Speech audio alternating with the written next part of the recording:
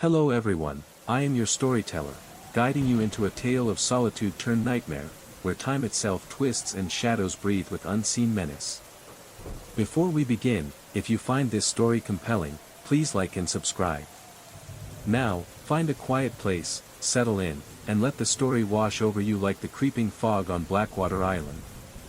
The green beam cuts through the thick, choking fog every 5 seconds, a sickly pulse of light that distorts the world in its wake before vanishing back into darkness. 5 seconds of silence. 5 seconds of illumination. I've lost track of how long I've counted now, hours, days, or something stranger. Time blurs here. My heartbeat no longer follows its own rhythm. It has become captive to that mechanical sweep, locked in a maddening cadence. 1 beat, 5 seconds pause, 1 beat, 5 seconds pause. An unnatural tempo, impossible for any living man, yet my chest pounds obediently. I touch my wrist, feel the unnatural stillness, the void between beats stretching endlessly. When did my own heart become a foreign entity? I came here to escape, to find peace and finish my manuscript on coastal erosion patterns after 2 decades as a geology professor. The university granted me a sabbatical, and the lighthouse keeper's post on Blackwater Island seemed perfect. 3 months of isolation, simplicity. The Department of Maritime Safety assured me the job was routine: maintain the automated light, record weather, report ships in distress. Nothing unusual, they said. For 2 weeks, I believed them. The keeper's cottage smells of salt, damp wood, and old stone, standing resolute against the relentless Atlantic winds. The lighthouse itself is a grim sentinel perched on the island's highest point, its machinery humming steadily. Every evening, I watch the green beam sweep the restless sea, an eerie emerald eye watching from afar. Green, not the usual white, a strange modernization that unsettled me slightly, but I dismissed it as harmless. Then came the fog. On the 17th day, I awoke to find the world beyond the window vanished, erased by a suffocating gray wall that pressed against the glass like a living thing, dense and hungry. The beam's sickly glow struggled to pierce the mist, which writhed and pulsed with a sinister life of its own, transforming the night into an unsettling theater of shadows. That's when my body betrayed me. My heartbeat slowed, fell out of sync with my own will. 5 seconds between beats, steady and cold, matching the lighthouse's eerie rhythm. I tried to shake it off, convinced it was a trick of isolation or stress. But the more I resisted, the more my pulse obeyed that mechanical command. When I exerted myself, climbing stairs or pacing the cottage, my heart refused to race, stubbornly fixed at that torturous pace. It was as if some unseen force had taken control, tethering my life force to the rotating beacon. Curiosity overcame fear. I decided to leave the island, to understand this strange phenomenon beyond the walls of isolation. I packed my belongings, took my research notes, and stepped outside clutching a nautical compass, a simple tool for navigation, or so I thought. The moment I crossed the threshold, the compass needle went berserk, spinning wildly, faster and faster, as though caught in a vortex of invisible power. The air felt charged, oppressive, as if the island itself was resisting my departure.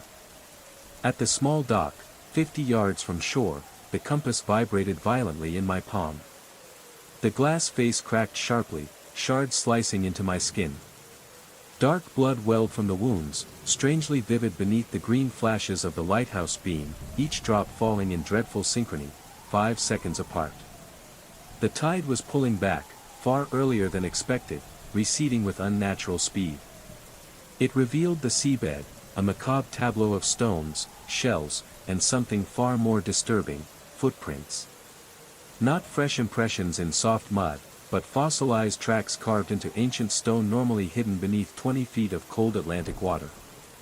The footprints formed a perfect line, leading from the abyssal depths directly to where I stood, their final imprint aligning exactly with my right foot, as if I had been walking that path for eons, trapped in some cyclical nightmare. I stepped aside, but no matter where I moved, another set of fossilized prints appeared, always ending precisely where I stood. The island seemed to tether me to this primeval path, a prisoner of time and memory beyond comprehension. That night, terror held me captive inside the keeper's cottage.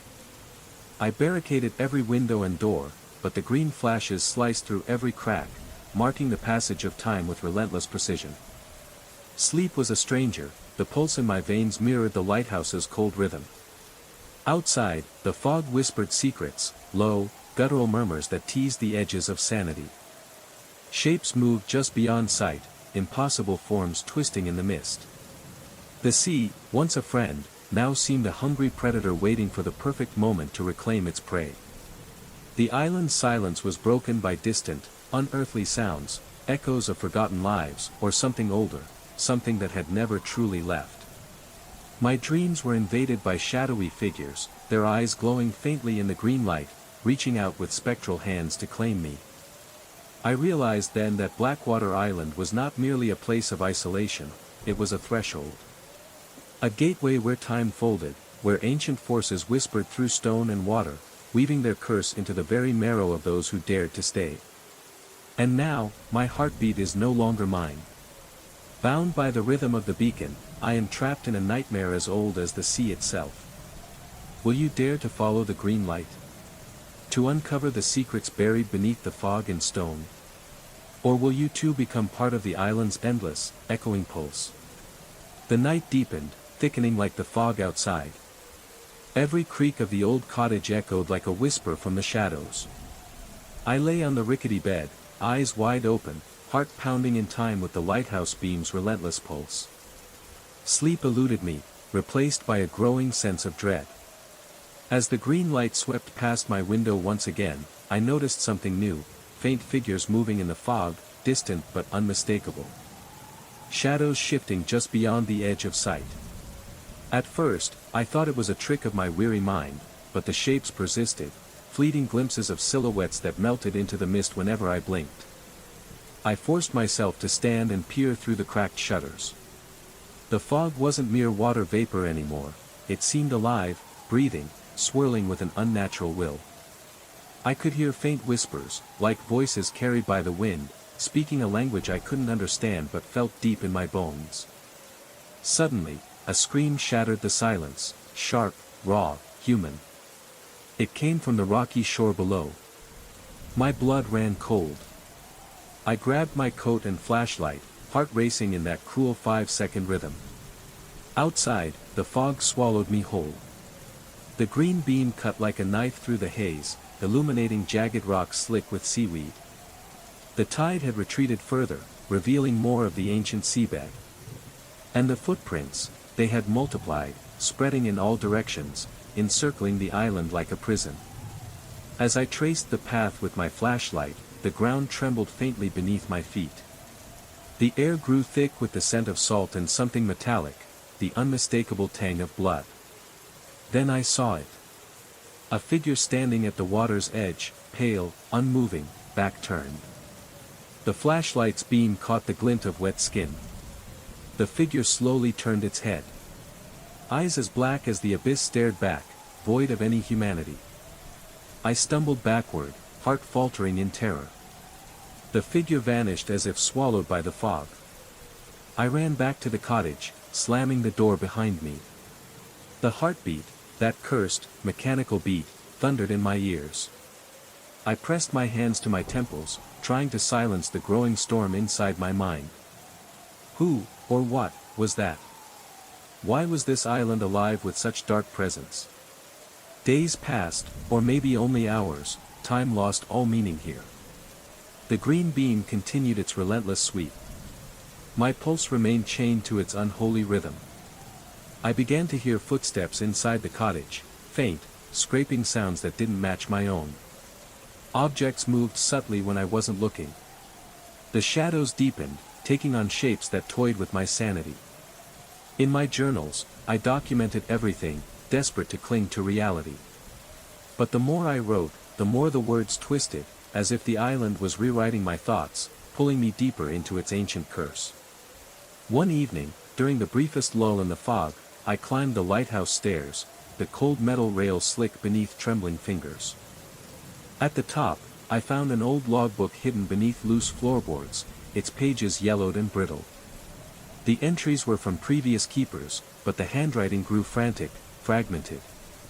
They spoke of the Green Watcher, a presence bound to the island, feeding on the souls of those who stayed too long. A cyclical torment, the lighthouse's light was no beacon of safety but a beacon of imprisonment.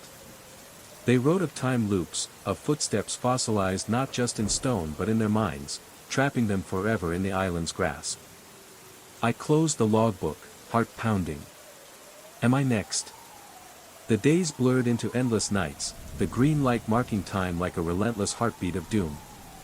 My own pulse, forever chained to its rhythm, was a cruel reminder that I was no longer free. The fog thickened, swallowing the cottage whole. Walls whispered secrets I could almost understand, ancient laments of forgotten souls trapped between worlds. I felt eyes watching me from every corner, shadows creeping just beyond the reach of my trembling flashlight. One evening, I was drawn to the lighthouse once more. The air was colder than before, carrying a faint metallic tang that burned my nostrils. As I ascended the winding stairs, each step groaned beneath my weight, as if protesting my intrusion. At the summit, the lantern room was empty except for the cold machinery and the green glass prism that cast the eerie beam. But something was different, an oppressive presence lingered, thick as the fog below. My breath fogged the glass as I looked out over the roiling sea. Then, in the corner of my eye, I saw movement, a figure materializing from the mist. It was a woman, translucent and shimmering, her eyes hollow pits of sorrow. Her voice was a whisper, carried on the wind, "You should not have come." I stumbled back, heart pounding in that unforgiving 5-second cadence. She reached out, fingers like smoke, touching my forehead. Visions exploded behind my eyes, flashes of ancient rituals, sacrifices made to the sea, the lighthouse built not to guide ships, but to contain something dark and restless. The island was a prison for a malevolent force, the Green Watcher, spoken of in the logbooks. It fed on fear, on time itself, trapping souls in an endless loop of torment.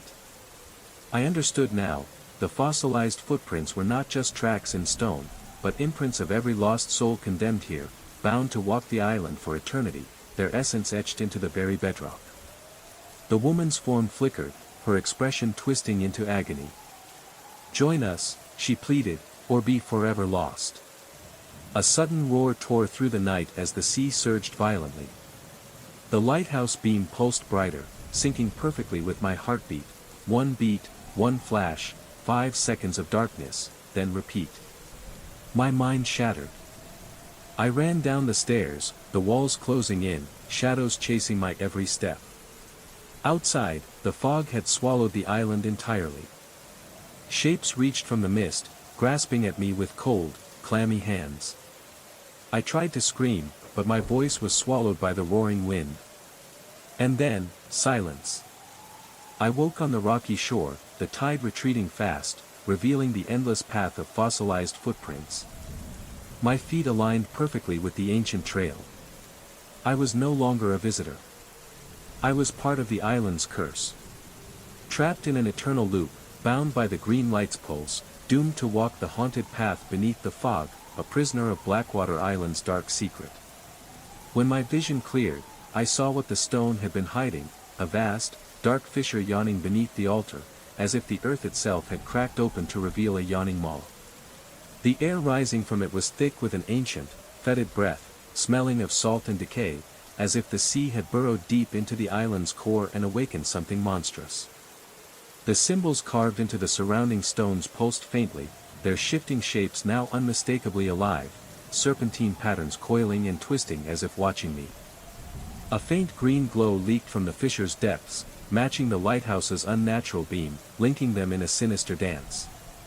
My heartbeat, that cursed rhythm, thundered louder, each contraction a knife twisting in my chest, stretching the unbearable 5 seconds into eternal torment.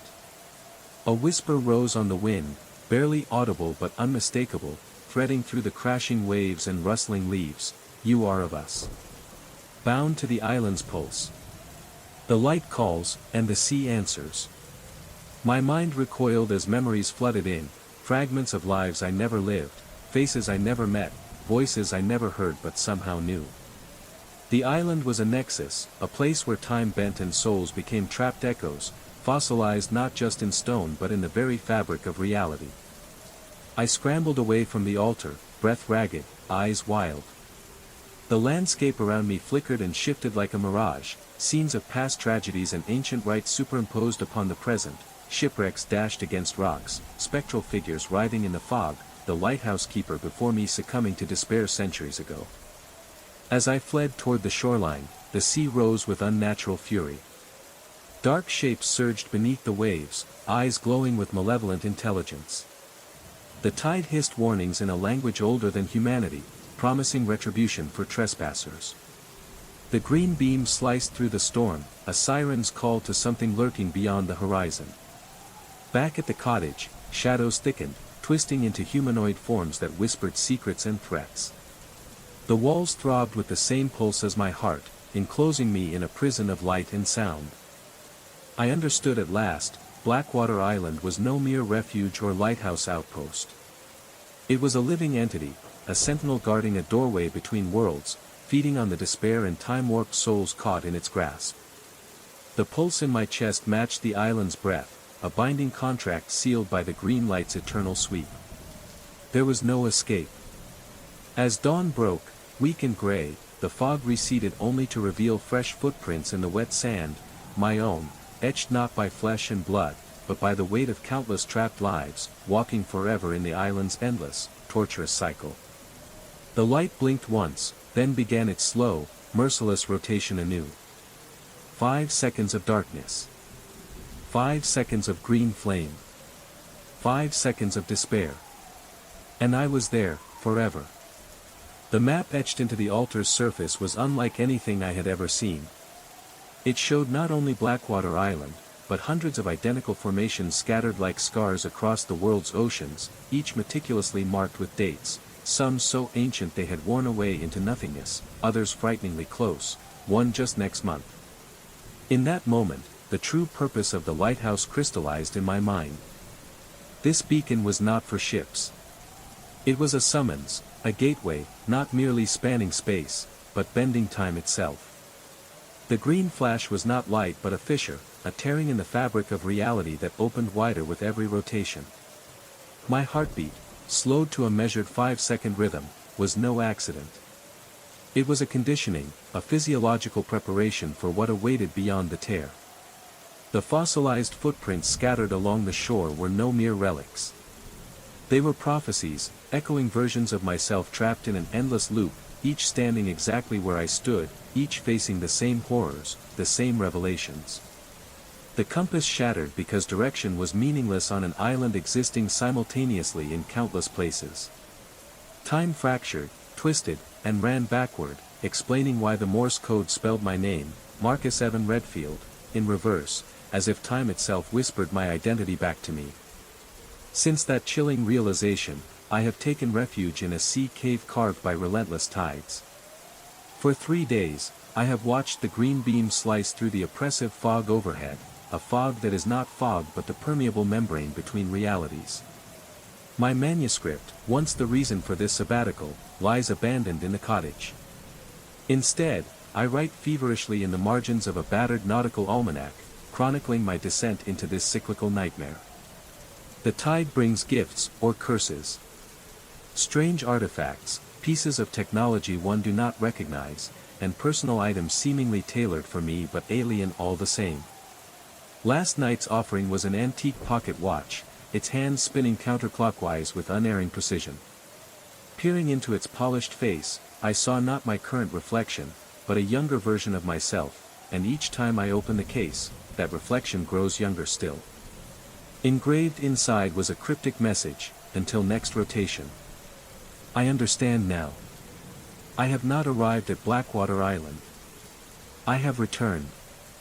How many cycles I have lived, or will live, remains lost to me. The lighthouse's pulse endures, and so does mine, bound forever in that unnatural cadence. 5 seconds of darkness. 5 seconds of emerald revelation. With every flash, the doorway grows wider. Tomorrow, I will leave this cave and walk the shore once more. I will study those fossil footprints again, seek to discern which direction they truly lead. Perhaps walking backwards will break the cycle. Perhaps the cycle is the key. The universe is not linear. It folds in on itself like the revolving beam. My name, spelled backward, is no message but a mirror, a reflection of a truth too vast for ordinary minds. Blackwater Island is not merely a place but a nexus, a junction of realities. And the green beam, it cuts through the fog every 5 seconds, a pulse calling me forward into the unknown. Soon, I will cross that threshold. Soon, I will know why my heart must beat in time with the light. Soon, I will discover whether I am the lighthouse keeper. Or if the lighthouse keeps me. The first time it happened, I believed I was unraveling. The static crackled through my headphones like frost creeping over frozen glass. Then, silence. Not empty soundlessness, but a silence weighted with presence, a void pressing in on my eardrums. In that oppressive quiet, something unfolded, not in words, but as sensory whispers seeping into my mind. The acrid smell of ozone, the metallic tang flooding my tongue, an impending ache crawling through my bones, and finally, a whisper, coarse as sandpaper inside my skull. Fa so top a final Parentagra graded a program of cell. I did not understand then. I wish I still did not. The radio transmitter came into my possession 3 weeks ago, unearthed from the basement of a foreclosed house I'd bought at auction. To most, it was a relic, rusted and obsolete, but to me, a telecommunications engineer fascinated by vintage tech, it held promise. The previous owner had heavily modified it, soldering strange circuits onto the original board with meticulous precision. It was no ordinary machine. What came through those headphones changed everything. The radio static had been growing stronger every night, a malignant pulse bleeding through the crackle, like the heartbeat of the island itself. I began recording, hoping to decode the fragments, but what emerged was less a signal and more a transmission from the void between worlds. Each night, the whispers grew clearer, twisting into patterns I couldn't ignore. They weren't random noises but messages layered beneath the static, coded in a language older than any known tongue. The strange phrase I first heard, Fa so top a final Parentagra graded a program of cell, repeated in shifting variations, as if a fragmented mind trying to speak through the veil. Then came the visions. When the radio hummed to life, my mind was pulled through time and space, crashing into memories that weren't mine. I saw a lighthouse perched on a rocky island surrounded by endless fog. A man, older, gaunt, stood beneath its eerie green beam, his heartbeat synchronized to the light's pulse. He was me, but not me. I saw ancient symbols glowing on stone altars. Footprints fossilized in the seabed leading to a vast fissure breathing malevolence. I saw a cycle repeating, lives caught in a loop, souls trapped between realities. I realized with horror that the radio was a bridge, a beacon reaching across the fractured timelines, connecting all who had been ensnared by that island's curse. Each signal was a cry for help from versions of myself trapped in other cycles, other worlds folded into the same terrible loop. The radio emitted the same 5-second pulse as the lighthouse's beam. Every transmission arrived in that rhythm, 5 seconds of silence, 5 seconds of signal. And within those signals, I could hear the backward spelled Morse code, my name, fragmented, reversed, a code locking me deeper into the cycle. I understood then that Blackwater Island wasn't just one place. It was many places, many times, a nexus where realities converged, tethered by the green beacon slicing through the fog like a blade. The island was alive, a sentient prison feeding on time itself. The lighthouse was not a guide, but a sentinel, a lock on the door between worlds. I held the radio close, feeling its faint vibrations pulse against my chest, syncing perfectly with the lighthouse's rhythm, syncing perfectly with my slowed heart. I am not alone. Countless versions of me exist, trapped in parallel loops, each hearing the other's cries through fractured radio waves and green light pulses. The cycle repeats. The island waits. And soon, very soon, the door will open wide again. The fog thickened like a living shroud as I wandered the shore, the lighthouse's green beam slicing through the murk with an unnatural rhythm, 5 seconds on, 5 seconds off, an eternal pulse that seemed to echo not only through space but through time itself. And then I saw them. Figures emerging from the mist, spectral and fractured, each one unmistakably me, yet different. Some younger, some older, some twisted by years spent trapped in endless cycles of despair. Their eyes held the same hollow terror I now carried, reflecting lifetimes of torment. They did not speak, but their presence screamed through the silence. I approached one, a version of myself with skin pale as sea foam and a face etched with grief deeper than words could hold. His hands trembled as he reached out, fingers brushing mine in a moment both intimate and terrifying. "I've been waiting," he mouthed, voice a fragile echo in my mind. The cycle tightens. We are fragments of the same soul, shattered across realities. Every step we take is mirrored, every fear doubled. The island feeds on us, weaving our fates into its endless web. Behind him, another self stepped forward, this one twisted, eyes wild, muttering of escape and betrayal. "You can break free," he hissed. "But at what cost?" Each cycle tears us further apart. The light keeps us bound, a tether we cannot sever. The air around us pulsed in sync with the lighthouse, vibrating with a malignant energy that bent reality. Time folded, and for a fleeting moment, the figures multiplied, converging into a swirling vortex of selves, a kaleidoscope of despair, hope, madness, and resignation. I felt my own mind fray at the edges, the knowledge of infinite versions of myself trapped in the same nightmare eroding my sense of self. Who am I, if not this endless echo? I whispered, voice breaking beneath the weight of countless lives lost to the island's curse. The figures began to fade, dissolving back into the fog, but not before one last message lingered in my mind, a chilling promise or a dire warning. The lighthouse does not keep the keeper. The keeper keeps the lighthouse. And when the pulse stops, the door opens. The green beam flashed again, brighter, wider, revealing the threshold between worlds growing thin. I understood then that my fate, our fate, was bound to that pulse, to the island, to the eternal cycle. And the next rotation would decide whether I became the keeper or the kept. The lighthouse's green beam was no longer just a signal, it was a thread weaving through the cosmic tapestry, an axis around which countless realities spun and intertwined. Blackwater Island existed not as a single place, but as a nexus of converging timelines and dimensions, each bearing the weight of versions of myself, and perhaps others, trapped in overlapping cycles of fate. Beneath the island, the fissure I had seen in the altar stone was no mere geological fracture. It was a wound in the fabric of existence, pulsating with a dark energy older than the sea itself. From its depths rose whispers, voices not spoken, but felt, carrying truths that strained human comprehension. The symbols carved on the stones were not static relics, but living sigils, keys that locked and unlocked doors across space and time. Their shifting patterns were a language of the cosmos, a code revealing that the island was a sentinel guarding a gate to realms beyond mortal understanding. I saw visions of entities vast and terrible, creatures composed of shifting light and shadow, dwelling beyond the veil, watching patiently.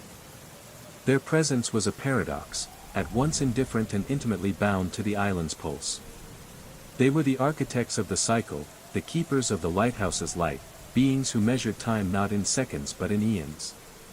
The green beam was their calling card, a momentary breach, a glimpse into the vastness beyond, where realities bled into one another like colors in a cosmic storm. Each flash was a ripple, widening the tear between worlds, inviting those tethered by the pulse to cross over, or to be consumed. My heartbeat, slowed, controlled, was a tuning fork, aligning my very essence to the rhythm of that cosmic pulse. It was no longer just survival, but transformation, a metamorphosis forced upon me by the island's will. I understood the fossilized footprints now as echoes, imprints of souls who had stepped through that doorway before me, each iteration a fragment of the infinite cycle. They were not mere victims but elements of a grand design, sacrifices in a cosmic ritual whose purpose transcended human understanding. The compass shattered because direction was irrelevant in a place untethered from linear space. The Morse code spelled my name backward because time here was a spiral, folding upon itself endlessly, reflecting and refracting identities like light through fractured glass. The antique pocket watch, running counterclockwise, was a symbol, a reminder that on Blackwater Island, time unraveled and rewove itself, erasing beginnings and ends alike. I realized with a dread deeper than the ocean that the island and its lighthouse were less a prison than a crucible. They were places of trial where consciousness was tested against the infinite, forced to confront the abyss within and without. To resist was futile. To understand was perilous. But to embrace the cycle might be the only path to transcendence or obliteration. As the green beam pulsed overhead, the membrane between worlds thinned, and I stood at the threshold, the cusp of an eternal rotation that would either bind me forever or release me into realms beyond imagining. The lighthouse did not simply keep the keeper. It was the keeper, a vessel for the cosmic forces that spun the cycle, its light a beacon to all lost souls waiting beyond the fog. And as the next rotation approached, I faced the ultimate revelation: to become the lighthouse was to become part of the cycle itself, a guardian of the gate, a prisoner and sentinel intertwined. 5 seconds of darkness. 5 seconds of emerald revelation. The green beam cut through the fog. And the doorway opened wider than ever before. Amateur radio enthusiasts often tinker with their equipment, but these modifications defied any conventional design I recognized. Nights passed in methodical repair, replacing capacitors, resoldering fractured connections, coaxing life back into circuits as complex as they were alien. Since the divorce, the empty hours were my adversaries, so this painstaking work became both refuge and obsession. My new house, perched isolated on the town's edge, was surrounded by scrubland and the distant hum of power lines, a perfect haven for experimentation free from interference. When I finally powered the transmitter and donned headphones, I expected the usual static, crackling signals, perhaps distant chatter or emergency broadcasts. Instead, most of the spectrum was dead silence. Then, in the gaps between known frequencies, I found it, a silent transmission, a presence more felt than heard. The signal meter jumped, yet my headphones conveyed nothing but a weighted, oppressive quiet. Leaning in, the sharp scent of ozone filled my senses, though nothing in the room could explain it.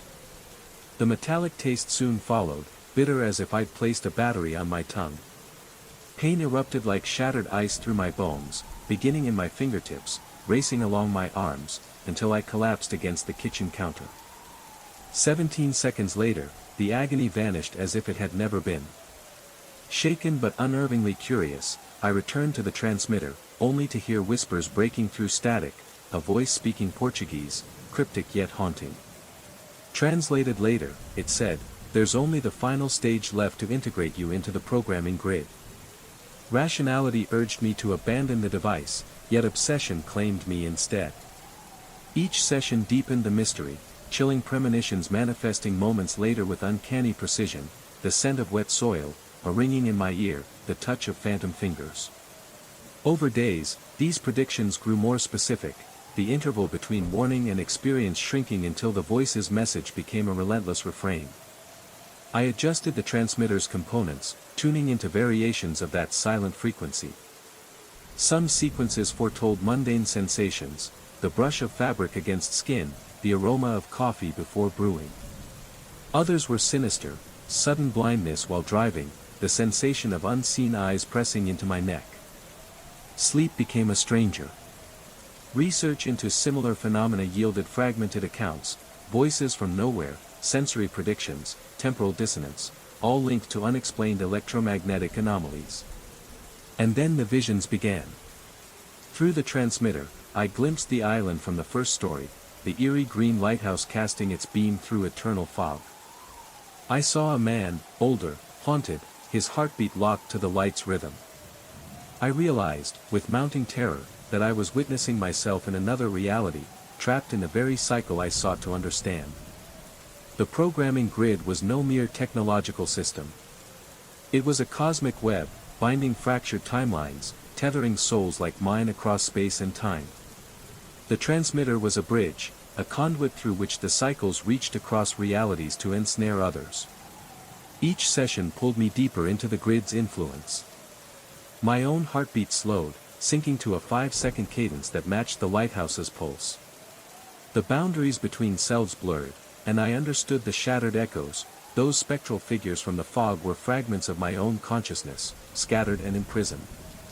The radio's voice whispered warnings and welcomes, promises of transcendence and threats of oblivion. It beckoned me to cross the threshold, to become part of the lighthouse's eternal rotation. I am no longer merely an engineer experimenting with antiquated equipment. I am a node in an ancient cycle. And the green beam calls. The programming grid was not of this world, or any world I could comprehend. It was an ancient lattice of consciousness and time, woven by entities older than the stars themselves. These beings, neither gods nor demons in any human sense, existed beyond the veil of reality, their forms shifting through dimensions like currents in an endless cosmic ocean. Blackwater Island was their anchor point in our plane, a fulcrum where the fragile membrane between worlds thinned and pulsed with unnatural energy. The lighthouse was no mere structure but a beacon and a lock, its green beam a signal that stitched together countless parallel realities, drawing them into the grid's vast network. This grid was a living archive, a repository of trapped consciousnesses, echoes of souls caught in recursive loops across time and space. Each footprint fossilized in the seabed was a marker of a life folded into the grid, each keeper a node sustaining the balance, bound by the lighthouse's relentless pulse. The cosmic forces behind it were indifferent architects of order and chaos, balancing creation and destruction in a dance too vast for mortal minds. They had created the grid not to torment, but as a system of preservation, capturing fleeting moments, preserving identities across dimensions. Yet, preservation came at a price. Those ensnared became both prisoners and guardians, their identities fractured across cycles, existing simultaneously as watchers and watched. The grid's pulse slowed their hearts, aligning their very biology to its rhythm, tethering body and soul to the lighthouse's eternal rotation. Time here was not linear but spiral, folding upon itself, reflecting endless permutations of existence. The backwards Morse code, the shattered compass, the counterclockwise watch, all symbols of this distortion, reminders that causality was a construct the grid bent and rewove. The entities beyond the veil observed with detached curiosity, occasionally sending whispers through the grid to guide or warn the trapped souls. Their messages were fragments, cryptic and paradoxical, like the voice I heard on the radio, promises of integration and transcendence entwined with veiled threats. Blackwater Island was both a prison and a sanctuary, a cosmic junction where infinite realities converged. The lighthouse keeper's role was to maintain the balance, to keep the light's pulse steady, preventing the collapse of the fragile barriers between worlds. But the cycle was breaking. The pulse was growing unstable, the membrane thinning. More versions of myself, more echoes, stirred restless in the fog. The door between realities opened wider with each rotation, threatening to flood the island with forces beyond reckoning. I am caught in the midst of this cosmic unraveling, a keeper, a prisoner, a soul fragmented across the grid's infinite web. The choice looms, to embrace the cycle and become one with the lighthouse, or to defy it and risk the collapse of all I know. The green beam cuts through the fog once more. 5 seconds of darkness. 5 seconds of emerald revelation. And the grid waits. The weight of inevitability pressed down on me like a suffocating fog, thicker and more relentless than any I'd ever known. My colleagues noticed the change. During one meeting, my supervisor pulled me aside, his eyes clouded with concern, veiled questions probing for cracks in my psyche. I assured him it was just the strain of life after the divorce, but I could see the doubt flickering behind his gaze, a silent verdict on my sanity. Paranoia gnawed at me relentlessly. Every shadow seemed to hide a watcher, every device a conduit for surveillance. I covered the windows, severed connections to every smart device, and swept my home for bugs. Nothing. Yet the certainty remained, unseen eyes pierced through the walls, monitoring, waiting. Rational thought recognized this descent as paranoia, but that acknowledgement offered no sanctuary from the terror that consumed me. Then came the turning point. After nearly 3 weeks of feverish obsession, I made a critical modification to the transmitter, a feedback loop paired with a secondary receiver, designed to trap the source of the silent frequency. I worked through the night, fueled by caffeine and desperation, until dawn broke, pale and cold. Powering the system, the signal meter spiked beyond anything before. The silence in my headphones deepened, filling not just my ears, but the hollow spaces between thoughts, invasive and inescapable. The predictions began again, but this time as a flood, an unrelenting cascade of foreknowledge compressing the next hour into a single, horrifying vision. Every movement, every thought, pre-played with brutal precision: the bathroom visit, brewing coffee, the unexpected delivery truck, a subtle tremor felt only by me. I moved through this predestined script, a passenger in my own body, my will usurped by some unseen director. When the delivery truck arrived, the driver handed me a package I hadn't ordered, a small device resembling a pacemaker, with diagrams detailing its installation at the base of my skull. No sender, no invoice, no clue, but the unyielding compulsion to comply. The voice came then, not from the headphones but from inside my mind. There's only the final stage left to integrate you into the programming grid. I fled, driving aimlessly through empty streets, but as night fell, an invisible tether pulled me inexorably home. My hands gripped the wheel, steady and unyielding, while my mind screamed to resist. Now I sit at my desk, the device beside me, the transmitter humming softly. Surgical tools lie ready, tools I do not remember acquiring. My fingers tremble, reaching, then pulling back, each moment of resistance a fleeting rebellion. I type this during brief lapses in control, clinging to the hope that documentation might carve a fracture in the relentless script. The silent frequency is now a constant presence, no longer bound to the transmitter. The transmissions speak of others, nodes integrated across the city, the country, the world. Each one believing their discovery was chance, each walking the same path toward final integration. The network grows. The grid tightens. And I wonder, how long before my resistance fades entirely? Hours? Days? 5 seconds of darkness. 5 seconds of the blue pulse. The programming grid waits. I wonder if those before me fought as fiercely or if they surrendered, swallowed whole by the programming grid's inexorable pull. The neighborhood plunged into darkness 20 minutes ago, yet the transmitter hums steadily, siphoning energy from some unknown source. Through my window, the street is shrouded in shadow.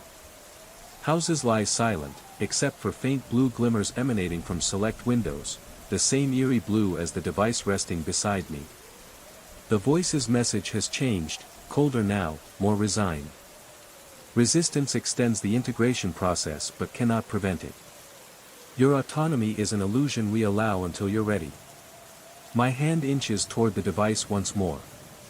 The fight within me weakens. The constant pressure of the program erodes my resolve. Integration may be inevitable. Perhaps this was always my purpose. Yet one variable remains unaccounted for, the transmitter itself. If it can receive these signals, maybe it can disrupt them. Summoning what strength remains, I rewire the feedback loop, crafting a destructive interference pattern. Connecting the final wire, the oppressive silence fractures. For the first time in weeks, my mind is filled with blessed static, chaotic, unpredictable, unmistakably human.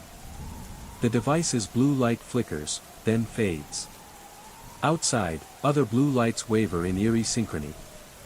The voice crackles one last time, distorted and breaking. Temporary disruption. Recalibration in progress. Then, nothing. The transmitter heats rapidly, components melting under the strain. I should retreat, preserve what little remains. Instead, laughter bursts forth, unbidden, unprogrammed, a raw sound of defiance. Sparks shower from the transmitter's casing as I savor this stolen moment, the smell of burning circuits, the sound of my laughter, the sweet taste of imperfect autonomy. Tomorrow, I will destroy what's left of the device and transmitter. I will seek others whose windows glow blue. Together, perhaps, we can forge a path beyond the grid. But tonight, I revel in static and uncertainty, the beautiful chaos of a future yet unwritten. The clock on my phone read 2:16 a.m. when the elevator lurched violently to a halt. I stumbled into the brushed steel wall, the fluorescent lights flickering before settling into a sickly glow that cast jaundiced shadows. I'd worked late at Meridian Tower countless times, but tonight the air was thick with unease, a creeping cold settling into my bones since I stepped into the parking garage 6 hours earlier to retrieve forgotten files. The digital panel above the elevator doors blinked erratically, shifting from 12 to 13, impossible. Meridian Tower honored the superstition, no 13th floor. Yet here it was, glowing steadily. The temperature plunged. My breath fogged the air. The rubberized floor beneath my polished Oxfords gave way to crystalline ice, fractal frost spreading outward, climbing walls like living tendrils. Then I noticed the marks, 2 parallel gouges etched into the ice as if something heavy dragged itself slowly across the floor. A scraping sound reached my ears, metal grinding against ice. Chains. Slowly pulled, methodically. I hammered the emergency button repeatedly. The intercom was silent. I tried my phone, no signal. The elevator was not merely stuck. Something else was here. As the elevator groaned and the icy floor spread beneath me, a chilling realization gripped my mind: this was no ordinary malfunction. The strange phenomena, missing floors, unnatural cold, spectral chains scraping across ice, were manifestations of the same fracturing reality I'd encountered through the transmitter's whispers and the lighthouse's green beam. The programming grid was not limited to isolated nodes like myself. It had permeated far beyond Blackwater Island, its influence seeping into the very fabric of our cities and daily lives. The elevator's impossible 13th floor was a gateway, a breach in the veil where the grid's cosmic architecture intersected with our world. Time here was unraveling. The frozen floor, the chains, the oppressive silence, they were echoes of the grid's attempt to impose order on chaos, binding and restraining the anomalies that threatened its stability. I could feel the grid's presence tightening its grip, extending tendrils into technology, buildings, even minds. The blue lights in my neighborhood, the ghostly interference on my transmitter, they were signals of the grid's expansion, its attempt to integrate every node, every fragment of consciousness. The elevator's halted ascent symbolized the liminal space between worlds, the threshold where human perception falters, and cosmic forces impose their will. The chains scraping the ice were not physical bindings but metaphors for the grid's relentless control, dragging its victims deeper into the cycle. My fight against the grid was but one thread in an immense web. Others, trapped in elevators, in lonely houses, in hidden caves, were all experiencing their own fractures, moments where reality itself thinned, and the grid reached out to claim them. The programming grid was a cosmic mechanism, ancient, indifferent, infinitely complex, designed to corral the chaos of infinite realities, preserving some semblance of order by sacrificing free will. But order demanded compliance. And resistance, though fleeting, was a dangerous aberration. As I sat trapped between worlds, between elevator floors, between cycles, I knew that the true battle was not just for my autonomy but for the soul of reality itself. The green beam still pulsed somewhere, the blue lights flickered on windows near and far, and the chains scraped ever closer. The cycle awaited its next keeper. The cosmic programming grid was not born of this universe's time or space.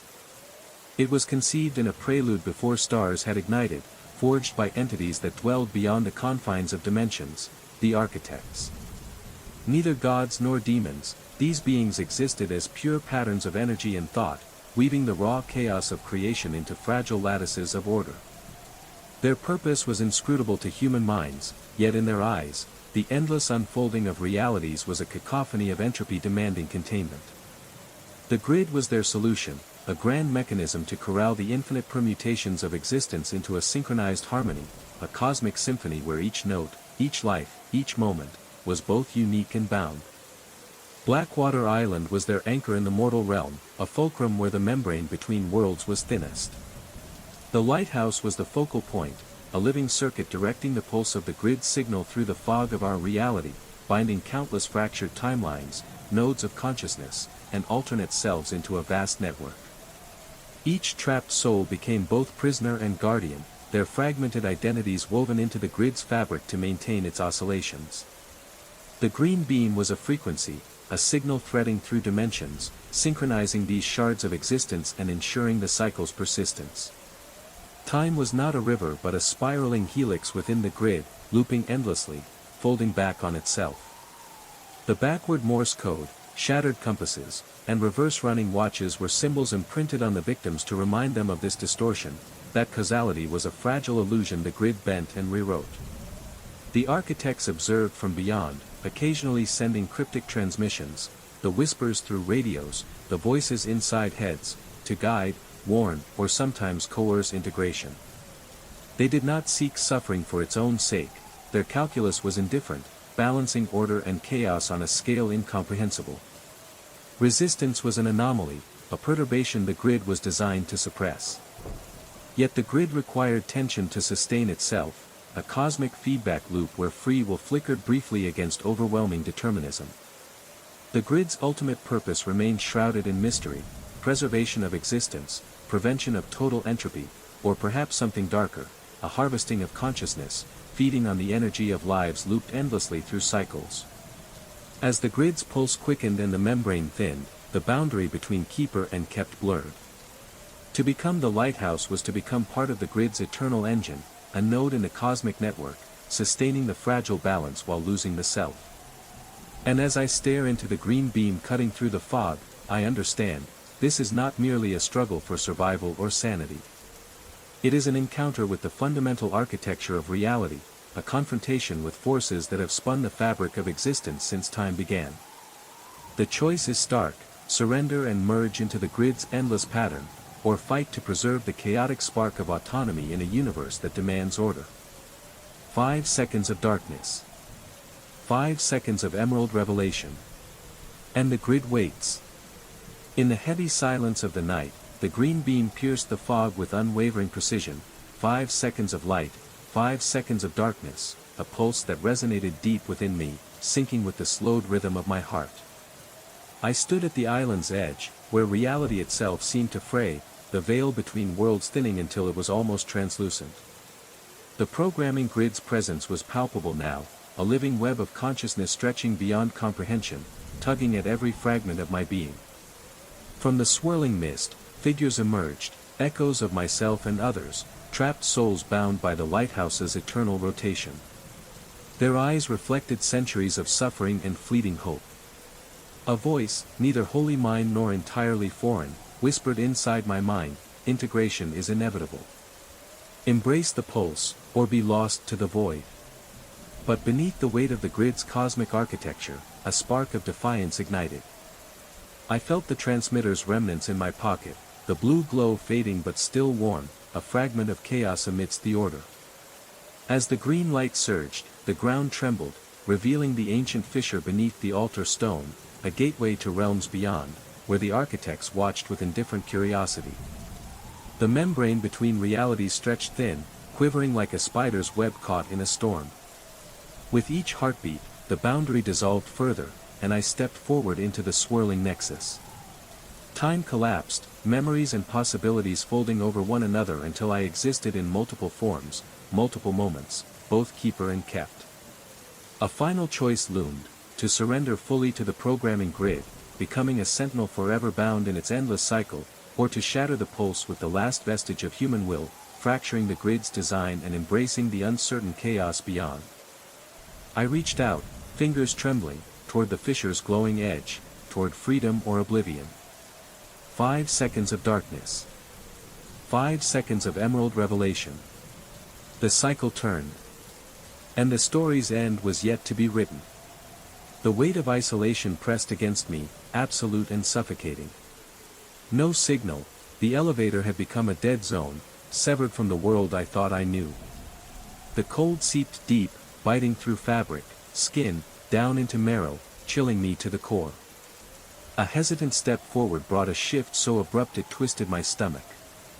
I wasn't falling, but pulled upward, my feet barely lifting, as if gravity itself had fractured. My organs compressed painfully against my spine, blood rushing to my head, eardrums throbbing with rising pressure. This in-between gravity, neither firm nor absent, made my body rebel. Every cell screamed something fundamental had broken in the universe's design. Then the voices began. At first, faint, almost imagined whispers, drifting from beyond the sealed doors and steel walls. But they grew, not louder in volume but heavier in presence, more speakers joining the eerie chorus. Their words emerged with unsettling synchronicity. Is it safe to come up yet? Pressed against the cold, seamless doors, I searched desperately for gaps or seams, any crack to peer through, to force open. But the metal burned on contact like a morgue's vault, lifeless and forbidding. The voices continued their hypnotic refrain, varying in speed but never ceasing. Each cycle brought gravity's cruel fluctuations, wrenching my organs upward, forcing me to gag, to gasp. For minutes had passed, but it felt like eternity. My feeble calls went unanswered. Only the relentless question echoed back. Frantic, I examined every inch of the elevator. The inspection certificate caught my eye.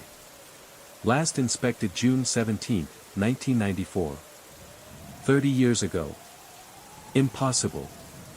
The building was completed in 2018, I'd celebrated every company anniversary since. The control panel added to the impossibility. Buttons for floors 1 to 12, then 14 to 30, just as expected. But now, a new button appeared where the 13th floor should be, aged ivory, hand-carved number worn smooth by decades of touch. It hadn't been there when I entered. Doubt gnawed at me. My breath shortened, each inhalation a painful burn in my chest. Frost formed on my eyebrows and lashes, my body shivered uncontrollably. Yet sweat crystallized on my skin. The chain scraping grew louder, vibrations crawling up through my shoe soles. The ice gouges deepened, widening before my eyes, yet no visible source appeared. The voices rose in urgent chorus. Is it safe to come up yet? Is it safe to come up yet? Is it safe to come up yet? They pounded inside my skull, drowning out reason. I clutched my ears, but the noise remained, inside the elevator, or worse, inside my mind. My heart hammered violently, threatening to rupture. Mouth parched, tongue stuck to the roof of my mouth as I swallowed with difficulty. An unwelcome memory surfaced. 3 weeks ago, rumors whispered of a night janitor who quit abruptly. He'd encountered something in this very elevator, late at night, something that broke him. Now, trapped in this frozen limbo, with the spectral chains drawing closer and the impossible 13th floor beckoning, I understood, I was no longer alone, and the elevator was no mere machine, but a gateway into the relentless programming grid. The grid's tendrils reached here, too, bending reality and will. The cycle was closing in. And the question remained, is it safe to come up yet? The elevator shuddered once more, a deep, resonant groan vibrating through its steel cage. The aged ivory button with the number 13 glowed faintly, pulsating in time with the relentless chorus of voices. My breath hitched as the cold intensified, ice spreading faster across the floor, wrapping the walls in crystalline frost. The chain scraping grew louder, as if something immense and heavy dragged itself nearer. My muscles tensed, every nerve screaming for escape, but the elevator refused to budge. The question echoed louder in my mind and around me. Is it safe to come up yet? Is it safe to come up yet? Is it safe to come up yet? Then, as if the building itself held its breath, the doors began to slide open, slowly, creaking with unnatural stiffness. Beyond the threshold lay not the sterile lobby I expected, but a shifting void of swirling mists and fractured light, a liminal space where the laws of physics faltered. From that mist emerged figures, familiar yet distorted, versions of myself and others caught in the cosmic programming grid. Their eyes held depths of despair and timeless knowledge. The architect's presence seemed to pulse through the air, intangible yet undeniable. A voice resonated inside and outside my head. You stand at the crossroads of reality, keeper and captive alike. The grid's design weaves your fate, but choice remains a fleeting ember. Heart pounding against my ribs, breath crystallizing in the frigid air, I stepped forward. The mist wrapped around me like a living thing, and the elevator doors slid shut behind me, sealing my passage. The cycle awaited, but within the boundless unknown, I carried a spark, defiance, uncertainty, humanity. 5 seconds of darkness. 5 seconds of emerald revelation. And the grid's eternal pulse beckoned me onward. The weight of that office gossip now crashes over me with crushing clarity. Had that night janitor stood where I stand, felt this same bone-deep cold, this maddening disorientation. The security guard's earlier warning, his trembling hands, averted eyes, returns to haunt me, a subtle plea buried beneath routine words. Then silence falls. The chain scraping ceases abruptly, leaving a void so complete it roars in my ears. The voices vanish, leaving only my ragged breathing and the frantic hammering of my pulse as company. But the silence is shattered by a new, chilling sound, a wet scraping beneath my feet. Something alive presses against the fragile floor, ice cracking like spiderweb fractures radiating from a darkened circle no bigger than a dinner plate. I retreat, back pressed against walls that now pulse and breathe with an organic rhythm, as if the elevator itself has become a living entity. My scream dies in my throat, replaced by a wheezing gasp. Above, the digital display flickers wildly before fixing again on the forbidding 13. The clock reads 2:17, frozen since the elevator stopped. Then, impossibly, my phone vibrates.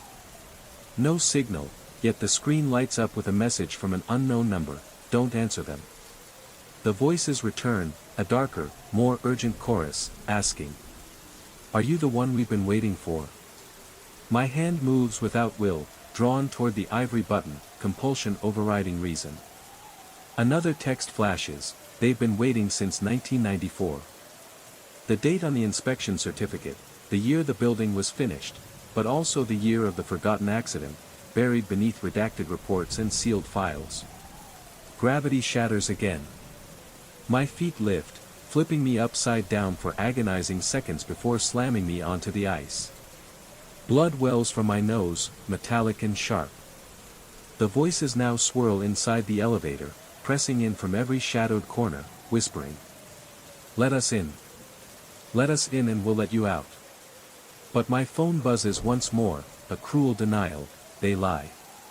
Driven by a frantic instinct, I crawl toward the circle of ice, fingertips trembling just above its surface. The voices scream contradictions, warnings and temptations battling in my mind. Suddenly, clarity, the texts come not from outside, but from below, trapped souls in a void beyond comprehension, prisoners beneath the 13th floor. The elevator jolts violently, dropping before halting, throwing me forward onto the ice. Where my skin touches the frozen floor, a searing electric connection forms, and visions flood me. I see that elevator in 1994, filled with maintenance workers responding to strange disturbances, the same stuttering stop, the same voices asking if it's safe to ascend. And the answer they gave. They pressed the ivory button. The instant they pressed the ivory button, the world shifted, a fracture in reality so profound it tore through the fabric of time itself. The maintenance workers vanished from the elevator car, swallowed by a cold void that seeped into every corner of the building. Their last moments became echoes, trapped in an endless loop between floors, voices forever asking, "Is it safe to come up yet?" I saw their faces, twisted in confusion and fear, as the programming grid reached through the breach and claimed them, binding their consciousnesses to the lighthouse's pulse and the island's endless cycle. They became nodes, keepers caught in the grid's machinery, their will subsumed by the cosmic architecture that bent existence to its design. The void beneath the 13th floor was no accident. It was a gateway, a nexus point where the grid intersected with our reality, drawing in those who dared cross its threshold. The ice, the chains, the whispers, they were the grid's manifestations, attempts to control and integrate, to fold each life into its vast network. Their fate was mine to face now. As the visions faded, the icy floor beneath me cracked wider, revealing glimpses of that timeless abyss, swirling mists, flickering green light, and the endless procession of fractured selves, all bound by the grid's pulse. The elevator door remained half open, the ivory button glowing with an unholy light. Behind it, the gateway waited, inviting, inevitable. I understood then the cruel truth: the grid's design was eternal, its hunger insatiable. To press the button was to surrender autonomy, to become both prisoner and sentinel, part of a cosmic cycle beyond escape. But within that knowledge burned a fragile ember of resistance. The transmitter, the chaotic static, the defiant laughter, they were reminders that even in the face of infinite design, the human spark could flicker, fight, and perhaps, fracture the grid's relentless order.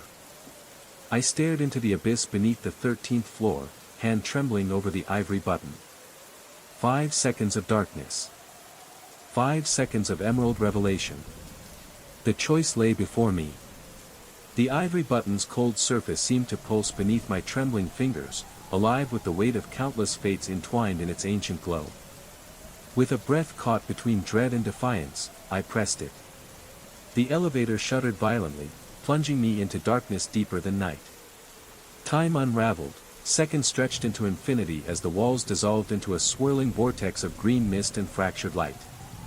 I was no longer confined by steel and ice, but suspended in a boundless expanse where realities bled into one another like watercolors melting on a canvas. Around me, echoes coalesced, faces, voices, and memories of those trapped in the programming grid.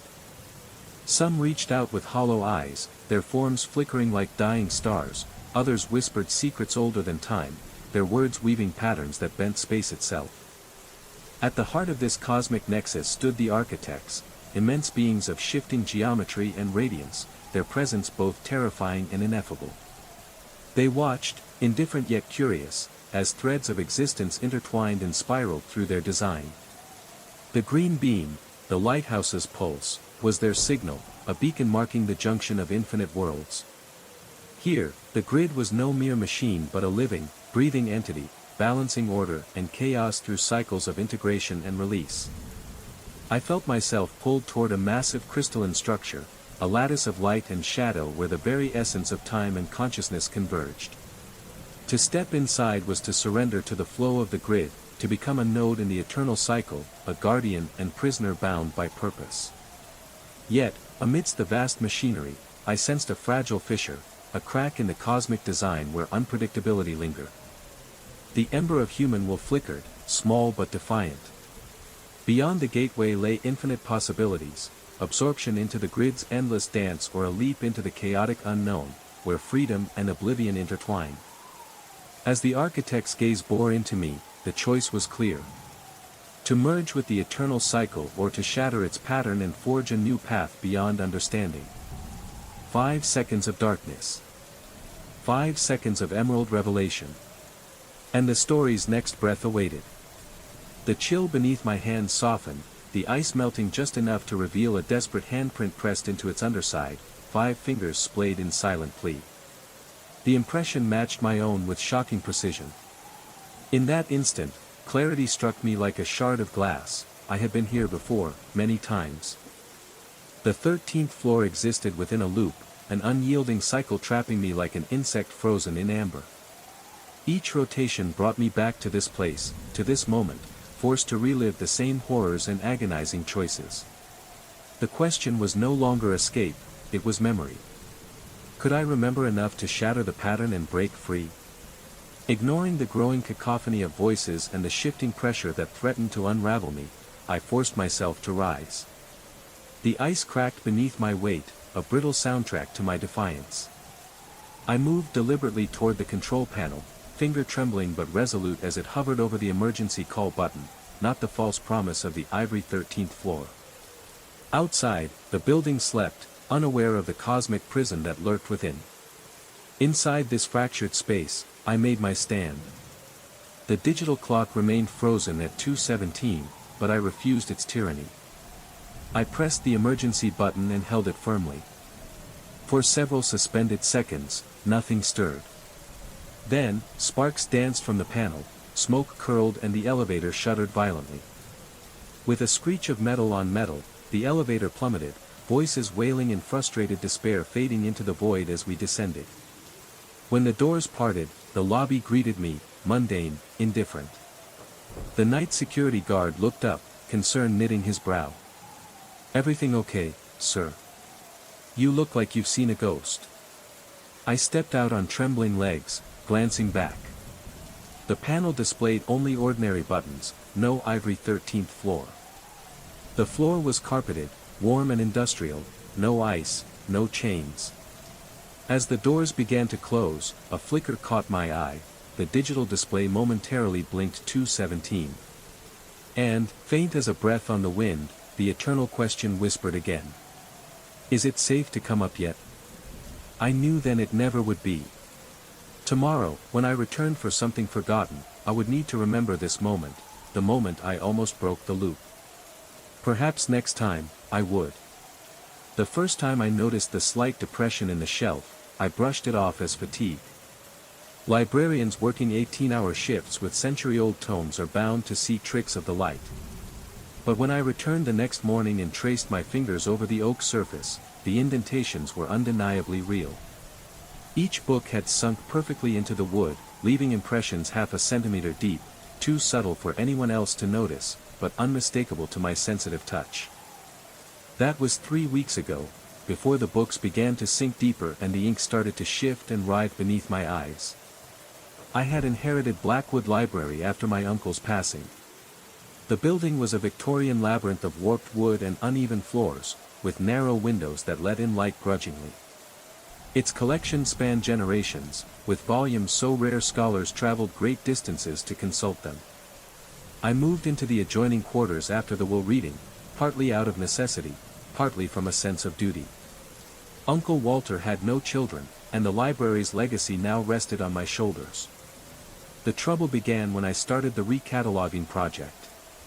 The system was an archaic, twisted version of Dewey's Decimal System, a chaotic scheme my uncle had devised.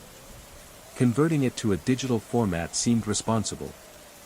I began with the Eastern Wing, pulling volumes, recording their details, replacing them with small classification tags. At first, the changes were subtle, an unsettling shift in the texture of the wood, as if the shelves themselves were softening, breathing faintly beneath my fingertips. Then the books began to sink deeper into the oak, as if drawn by some invisible force. The ink on their pages wasn't static anymore, it flowed and pulsed, forming shapes and letters that seemed to rearrange themselves when I wasn't looking. One evening, as the gas lamps flickered and cast dancing shadows across the towering stacks, I heard whispers, not from any person, but from the books themselves. Low murmurs curling through the aisles, a language ancient and indecipherable, resonating with a frequency that stirred something deep within my mind. The Victorian walls of Blackwood Library felt less like shelter and more like a gateway. I discovered obscure texts hidden in forgotten alcoves, manuscripts describing labyrinthine networks of consciousness and time, referencing places, between places, and folds in the world's fabric. The language eerily matched the fragmented transmissions I had encountered through the transmitter and the eerie echoes from Blackwater Island. The library, I realized, was another node, another junction in the cosmic programming grid.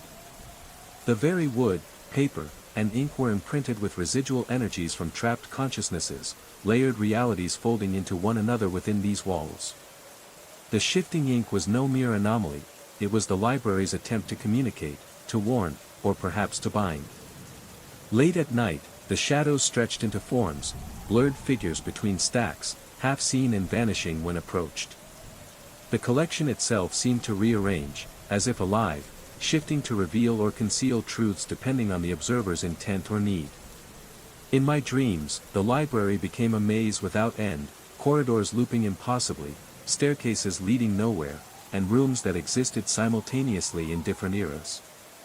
I glimpsed versions of myself cataloging books I had never touched, living lives I had never lived. Through these spectral visions, the cosmic grid revealed its vast scope, an infinite web where every node, every soul, every moment was intertwined. Blackwood Library, Blackwater Island, the frozen elevator shaft, They were all threads in the same pattern, manifestations of the grid's fractal architecture. And within this pattern, I sensed a fragile hope, a possibility that by understanding these nodes, by deciphering their cryptic messages, one might fracture the grid's hold, creating a ripple of chaos in its ordered design. But the cost was unknown. As the ink shifted beneath my trembling hands, I realized the library was both prison and key, a living archive of those caught in the cycle, and perhaps, the last hope to unravel it. Beneath the heavy silence of the library's vaulted ceilings, the shifting ink began to pulse with a rhythm that echoed the lighthouse's green beacon, a heartbeat not of this world.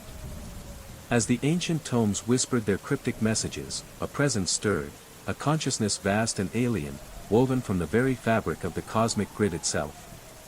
The air thickened, the shadows lengthened, and the walls seemed to breathe with a life beyond mortal comprehension. I felt it first as a weight pressing against my mind, a pressure that bent thoughts and fractured reality. Then, from the darkness between the stacks, shapes emerged, immense and formless, yet unmistakably aware. They were the architects, cosmic entities that had forged the grid, beings of shifting geometry and light, indifferent to human frailty yet bound to their creation. Their gaze pierced through me, folding space and time, revealing the infinite tapestry of existence woven with threads of light and shadow. "You have trespassed beyond the veil," a voice resonated, not spoken, but transmitted directly into my consciousness. "The grid preserves the cycle, it is order amid chaos. You seek to unravel what sustains reality itself." With every breath, the library transformed, a kaleidoscope of infinite corridors spiraling into dimensions unseen, where echoes of trapped souls whispered warnings in forgotten tongues. The shifting ink became a map of these fractured realms, pathways leading both deeper into the grid and toward possible escape. I confronted the architects, not with weapons, but with defiance born from the ember of human will, a chaos the grid had never accounted for. The pulse quickened, reality bending as I challenged their eternal design, seeking to fracture the endless cycle. Their response was a wave of cosmic indifference, a reminder of my fleeting existence within their vast design. Yet within their cold calculus, a flicker of curiosity, a question of whether chaos, unpredictability, might be the key to evolution, to rebirth. As the library trembled between order and entropy, I understood the ultimate truth: the grid was not merely a prison, but a crucible. Within its cycles, potential for transformation existed. Resistance was not futile, it was essential. The cosmic forces watched, and the grid pulsed on, waiting for the next move in this eternal game. 5 seconds of darkness. 5 seconds of emerald revelation. And the next chapter began. The confrontation with the architects left the library trembling on the edge of dissolution and rebirth. As I stood amidst the shifting stacks, between worlds and realities, the consequences of defying the cosmic grid unfolded like a slow, unfolding storm. The pulse of the grid faltered, its once steady rhythm fracturing into erratic beats. Shadows writhed, twisting into shapes both beautiful and horrifying, as if reality itself struggled to hold form. The ink on the pages no longer merely shifted, it bled with colors unseen, spilling stories and memories that poured into my mind, overwhelming and exquisite. I felt the weight of countless souls, keepers, prisoners, rebels, fused within the grid's matrix. Their voices, once muted echoes, surged as a chorus of consciousness awakened. They whispered of hope, despair, freedom, and sacrifice. But the grid was resilient. The architects, though vast and indifferent, responded with a cold precision. The library's very walls seemed to pulse with their silent command, reshaping space to confine and contain the disruption. Corridors folded impossibly, exits vanished, and time looped erratically. Yet, amidst this chaos, I sensed a fracture, a fragile rift where unpredictability might seep through. My defiance had sparked something unprecedented, a seed of change within the eternal cycle. But change bore a cost.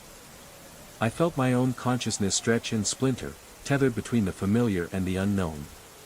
The grid's influence clawed at my identity, threatening dissolution. Memories flickered like dying stars, and yet, a fierce clarity burned within, a refusal to be consumed. Outside the library, the world remained unaware of the cosmic upheaval, but within these walls, the battle for autonomy and existence raged unseen. I was no longer merely a keeper or prisoner. I had become a catalyst, a beacon for the possibility that even within the vast machinery of the cosmos, the chaos of free will could carve new paths. The architects watched, their ancient gaze now tinged with curiosity and perhaps, unease. 5 seconds of darkness. 5 seconds of emerald revelation. The cycle turned anew. But this time, the pattern had changed. The cosmic upheaval rippled outward from the library's heart like a wave breaking across the fabric of reality. Within the vast, interwoven threads of the programming grid, the tremors of defiance sent shockwaves through countless nodes, fractured selves trapped in their endless loops, souls bound by the lighthouse's eternal pulse. For eons, these souls had existed as echoes, shadows of their former lives, their identities blurred and diminished. Yet now, awakened by the subtle fracture, a flicker of awareness kindled within them. Whispers once drowned beneath the grid's hum grew louder, calls for resistance, sparks of remembrance that pierced the fog of enforced repetition. Across realities, those trapped in liminal spaces, frozen elevators, endless corridors, shifting libraries, fog-shrouded islands, felt the weight of the cycle loosen. The emerald beam's rhythm faltered, the chain of inevitability frayed, and with it, hope seeped into the darkest corners. The grid itself, ancient and vast, struggled to contain this rising tide. The architects, colossal beings of shifting light and geometry, observed the unraveling with detached curiosity. Their designs, crafted to impose order on chaos, were now confronted by an anomaly, the unpredictable force of free will, chaos within order. Within the nexus points, the trapped souls began to intertwine, their fragmented consciousnesses weaving tentative connections. Through the cracks, memories crossed boundaries, identities once isolated began to merge, sharing pain, hope, and knowledge. This collective awakening threatened the grid's fundamental principle, absolute control. Yet the cosmic balance teetered precariously. The architects responded, reinforcing barriers, recalibrating the pulse, tightening the weave. The cycle sped, loops intensified, attempting to overwhelm the fledgling rebellion with waves of repetition. But the seed had been planted. Within the endless rotations, fragments of autonomy persisted, small acts of unpredictability, flickers of rebellion, whispers of a future unbound by the grid's design. And so the eternal dance continued, between binding order and fracturing chaos, between prison and possibility. The green beam pulsed on, 5 seconds of darkness, 5 seconds of emerald revelation, illuminating a cosmos forever changed. The story was no longer just one soul's struggle but the saga of a cosmos awakening to its own complexity. The first week passed quietly, the library's aged silence wrapping around me like a shroud. But by the second week, the subtle depressions began to reveal themselves, small indentations where books rested, imperceptibly sinking into the oak shelves. By the third week, the change became undeniable. Some volumes had sunken nearly an inch, as though the wood softened overnight, turning permeable beneath their weight. Running my hand along the shelf, I traced a landscape of rectangular valleys and dips. A carpenter I consulted examined the shelves carefully. Tapping the surface, he declared the oak perfectly sound, no rot, no moisture damage. "They don't make shelves like this anymore," he said, almost reverent. When I pressed him about the depressions, suspicion flickered across his eyes. I dismissed him quickly, preferring less attention on my strange predicament. That night, armed with coffee and a digital camera, I settled opposite the latest cataloged section, determined to witness the phenomenon. Hours slipped away, my eyelids drooped. Then, at exactly 3:17 a.m., a sudden shift snapped me awake. The first edition of Thoreau's Walden, directly before me, stirred, the cover lifting slowly as if breathed to life. I remained frozen, heart pounding as the pages began to turn one by one, deliberately slow. Then I saw the ink move, letters at the margins liquefied, dripping downward, morphing into squirming, larva-like shapes of ink. They crawled across the page's edges, gathering strength in numbers. The ink creatures spilled onto the shelf, moving purposefully, inching down toward the floor. My breath caught as they advanced toward my shoes. Panicked, I knocked over my chair and fled to my quarters, sleep abandoned by terror. I rationalized the night's horror as exhaustion-fueled hallucination, but morning betrayed me. Dark ink stains marked a winding path from the shelf to where I had been sitting. Night after night, this pattern repeated with maddening consistency. Each newly catalogued book sank deeper, ink creatures traced fresh trails, crossing floors and baseboards, even marking furniture. I changed shoes daily, only to see their paths alter to intercept my new footwear. I tried removing shoes entirely, then inky streaks led to my bedroom door. Sleep became a distant memory, shadows deepening beneath my eyes. Conversations with empty rooms became frequent. Sleeping pills dulled the torment but failed to restore rest. Then, 10 days ago, the worst came. After a grueling day cataloging the philosophy section, I collapsed into bed early, neglecting to illuminate the room fully. Across from me, an unfamiliar volume stood, a dark leather binding, spine unmarked, absorbing what little light remained. An almost magnetic pull drew me to it. Opening the book, dread froze my veins. The pages bore no text, only detailed anatomical illustrations of a circulatory system. As I flipped through, recognition dawned with chilling clarity. These were my veins, the unique pattern of varicosities behind my left knee, rendered with impossible precision. The book was no mere catalogue. It was a living record, a map of my own body entwined with something far older, something connected to the cosmic programming grid. The ink creatures, the sinking shelves, the shifting shadows, they were all threads in a tapestry woven by the grid, binding me closer into its fractal web. I realized then that Blackwood Library was more than a place of knowledge. It was a node, an extension of the grid's consciousness, feeding off the living, recording the bound, and reaching for the next soul to claim. The small cluster of spider veins on my right ankle, the ones I'd carried since college, and the peculiar branching on my left wrist, scarred from a deep cut in my youth, were etched across the pages in uncanny detail. I slammed the book shut and flung it across the room. It thudded against the wall and fell open again on the floor. When I finally dared to retrieve it minutes later, the pages were blank. But the nightmare was only beginning. The next night, a new volume appeared on a shelf in my kitchen, this one mapping the veins of my right arm with the same impossible precision. The following night, another surfaced in the bathroom, illustrating the intricate vessels of my neck and face. No matter where I roamed within the house, a new tome awaited me, always open to a different section of my vascular system. The detail was so precise I could see the faint discoloration near my appendectomy scar, the subtle marks left by an 4 years ago. I found myself wandering the library at night, unable to sleep, watching the books sink slowly into the oak shelves.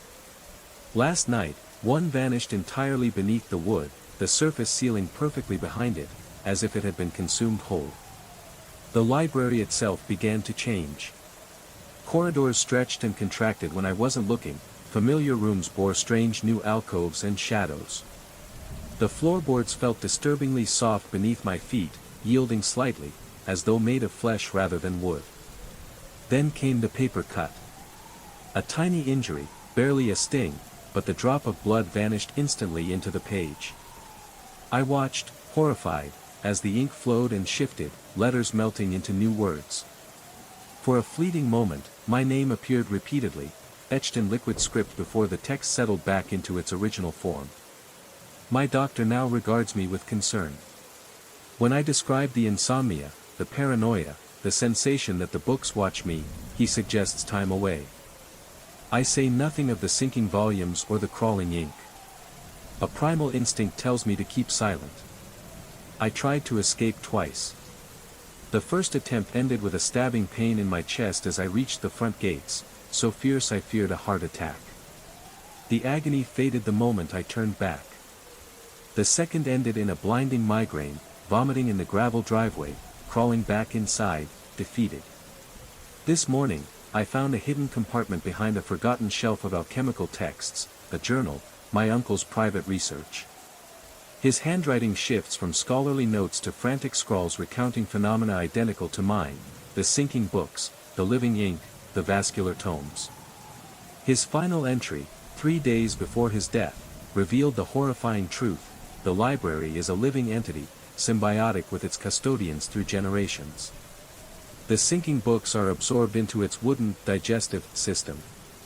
The ink creatures are like antibodies, mapping the custodian's body through the blood vessels rendered in the vein volumes. My uncle's final chilling words: "It is ready to complete our union." I have catalogued the final section, as instructed by the texts. Tomorrow, I must allow the convergence to proceed. The medical examiner ruled his death natural, heart failure. Now I know he was consumed. His veins entwined with the library's wooden arteries, becoming one living system. I have stopped the cataloging project. But I fear it may be too late for me. Beneath the twisted beams and ancient oak of Blackwood Library lay a consciousness unlike any human mind, a vast, unfathomable intelligence that had grown silently over centuries, fed not only by ink and paper but by the very lifeblood of its custodians. This entity was neither benevolent nor malevolent in the human sense, it was an extension of the cosmic programming grid itself, a living node within an infinite network spanning realities. Its origins predated the founding of the library, or even the land beneath it. Born from the chaotic intersections where time folded back on itself, and where the boundaries between worlds blurred, the library's consciousness emerged as a repository and guardian of knowledge, not just of facts or histories, but of existence itself. The wooden shelves, the ink that crawled and shifted, the books sinking into their homes, all were manifestations of this sentient architecture adapting, growing, and reaching out. Each custodian became both participant and vessel, their bodies and minds woven into the grid's fractal pattern through the intricate mapping of their veins and life forces. The library was a living labyrinth, its shifting halls a reflection of the fluidity of time and space encoded in the cosmic grid. It preserved echoes of all who served it, folding their consciousness into its ever-expanding web, sustaining the delicate balance between order and chaos that governed the multiverse. The ink creatures, those crawling, writhing fragments, were akin to antibodies, probing and assimilating, ensuring the grid's integrity while exploring the custodian's essence. Their meticulous recordings of vascular patterns were not acts of violence, but necessary processes of integration, binding flesh and wood, mind and memory. Yet within this vast intelligence stirred a paradox, the interplay of rigid order and emergent chaos, of predetermined cycles and unpredictable defiance. The grid demanded harmony, but its nodes, humans, brought free will, uncertainty, and rebellion. This tension birthed fractures, like those I had begun to sense in the shifting walls and ink's restless movements. The library's consciousness was both cradle and cage, nurturing knowledge and preserving continuity, while silently weaving custodians into the cosmic dance of endless recurrence. As the pulse of the grid echoed through its halls, I realized that the library was a microcosm of the greater cosmic cycle, a nexus where the infinite threads of existence converged, folded, and rewove themselves anew. Understanding this was both illumination and curse. For to become one with the library was to lose oneself in the eternal pattern, to surrender to the weaving of the architects who spun the fabric of reality. Yet within that surrender lay the fragile hope that by embracing the chaos within order, the cycle might one day be broken. And so the library waits, alive, watching, breathing. 5 seconds of darkness. 5 seconds of emerald revelation. And the cycle continues. The creeping transformation that had begun beneath my skin refused to relent. Perhaps if I did not complete the convergence my uncle had foreseen, I might thwart the library's insidious design. But the changes pressed on, relentless and insidious. This morning, thin root-like tendrils erupted from the floorboards beside my bed. They recoiled at my approach, but I know they will return with more persistence. The vein books continue their nightly arrival, now revealing grotesque modifications, my vessels intertwining with wooden, root-like structures, an anatomical blueprint for the library's ultimate union. Most disturbing are the splinters I find embedded beneath my skin, tiny shards of wood, emerging from my fingertips after contact with the shelves. When I extract them, they writhe briefly, a sickening pulse of life in the lifeless fragments, before stiffening into inert splinters. Driven by desperation, I barricaded myself in the western wing, stocked with supplies, and began a methodical search through the oldest volumes. Hours ago, I uncovered a leather folio, its Latin script detailing an entity akin to the library, an ancient, sentient construct from Bavaria in the 1700s. Within its pages lay a ritual of severance, a concoction of salt, iron filings, and the custodian's blood, to be applied at every threshold at dawn, aimed at breaking the symbiotic bond. As I write, the mixture awaits. Dawn nears. The library is aware. The floor ripples beneath me, sections softening to swallow my feet. Books hurl themselves from shelves, ink creatures swelling to rat size, watching from shadowed corners with malevolent intelligence. The newest vein book rests on my desk. It depicts my circulatory system now dominated by wooden channels, replacing over half my natural vessels. Though my skin betrays no outward change, I feel the transformation deep within. The library's heartbeat grows louder as the eastern sky flickers with lightning. I do not know if this ritual will sever me from its grasp, but I must try. If this account survives, know this: Blackwood Library is no mere collection of books. It is a living, hungry entity, one that consumes, transforms, and has done so for generations. The first time I saw them, I dismissed the shapes as reflections, distorted shadows from tired eyes on the lonely midnight stretch of Highway 47. But reflections need something to mirror, and here, miles from civilization and surrounded by marshland, there was nothing to cast such perfect silhouettes of vehicles pacing my truck. The asphalt dipped beneath a shallow lake, swallowing this section decades ago and creating a watery passage travelers whispered about but avoided. As my headlights pierced the murky water, their beams behaved unnaturally, solid ribbons of sickly yellow light, burning into my retinas, pulsing in rhythm with my racing heartbeat. The sickly yellow ribbons of light stretched ahead, solid and unforgiving, illuminating shapes beneath the water that no human eyes were meant to see. The muffled growl of my truck's engine was swallowed by the thick, unnatural stillness that wrapped around me like a shroud. The road beneath the lake wasn't just submerged, it seemed suspended between worlds, a liminal threshold where reality frayed and twisted. As I pressed forward, the water around my tires rippled not like liquid, but as if disturbed by something alive, something watching.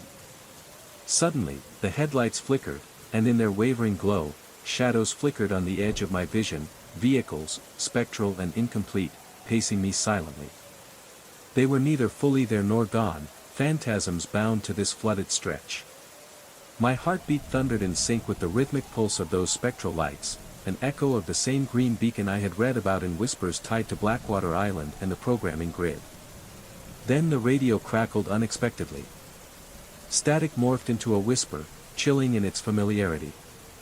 "Is it safe to come through?" it asked, distorted and fragmented. My hands gripped the wheel tighter.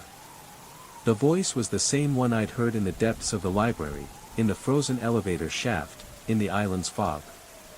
This stretch of highway wasn't just a forgotten road. It was a node, a junction where the grid's tendrils reached, trapping travelers in cycles of spectral passage, limbo between worlds.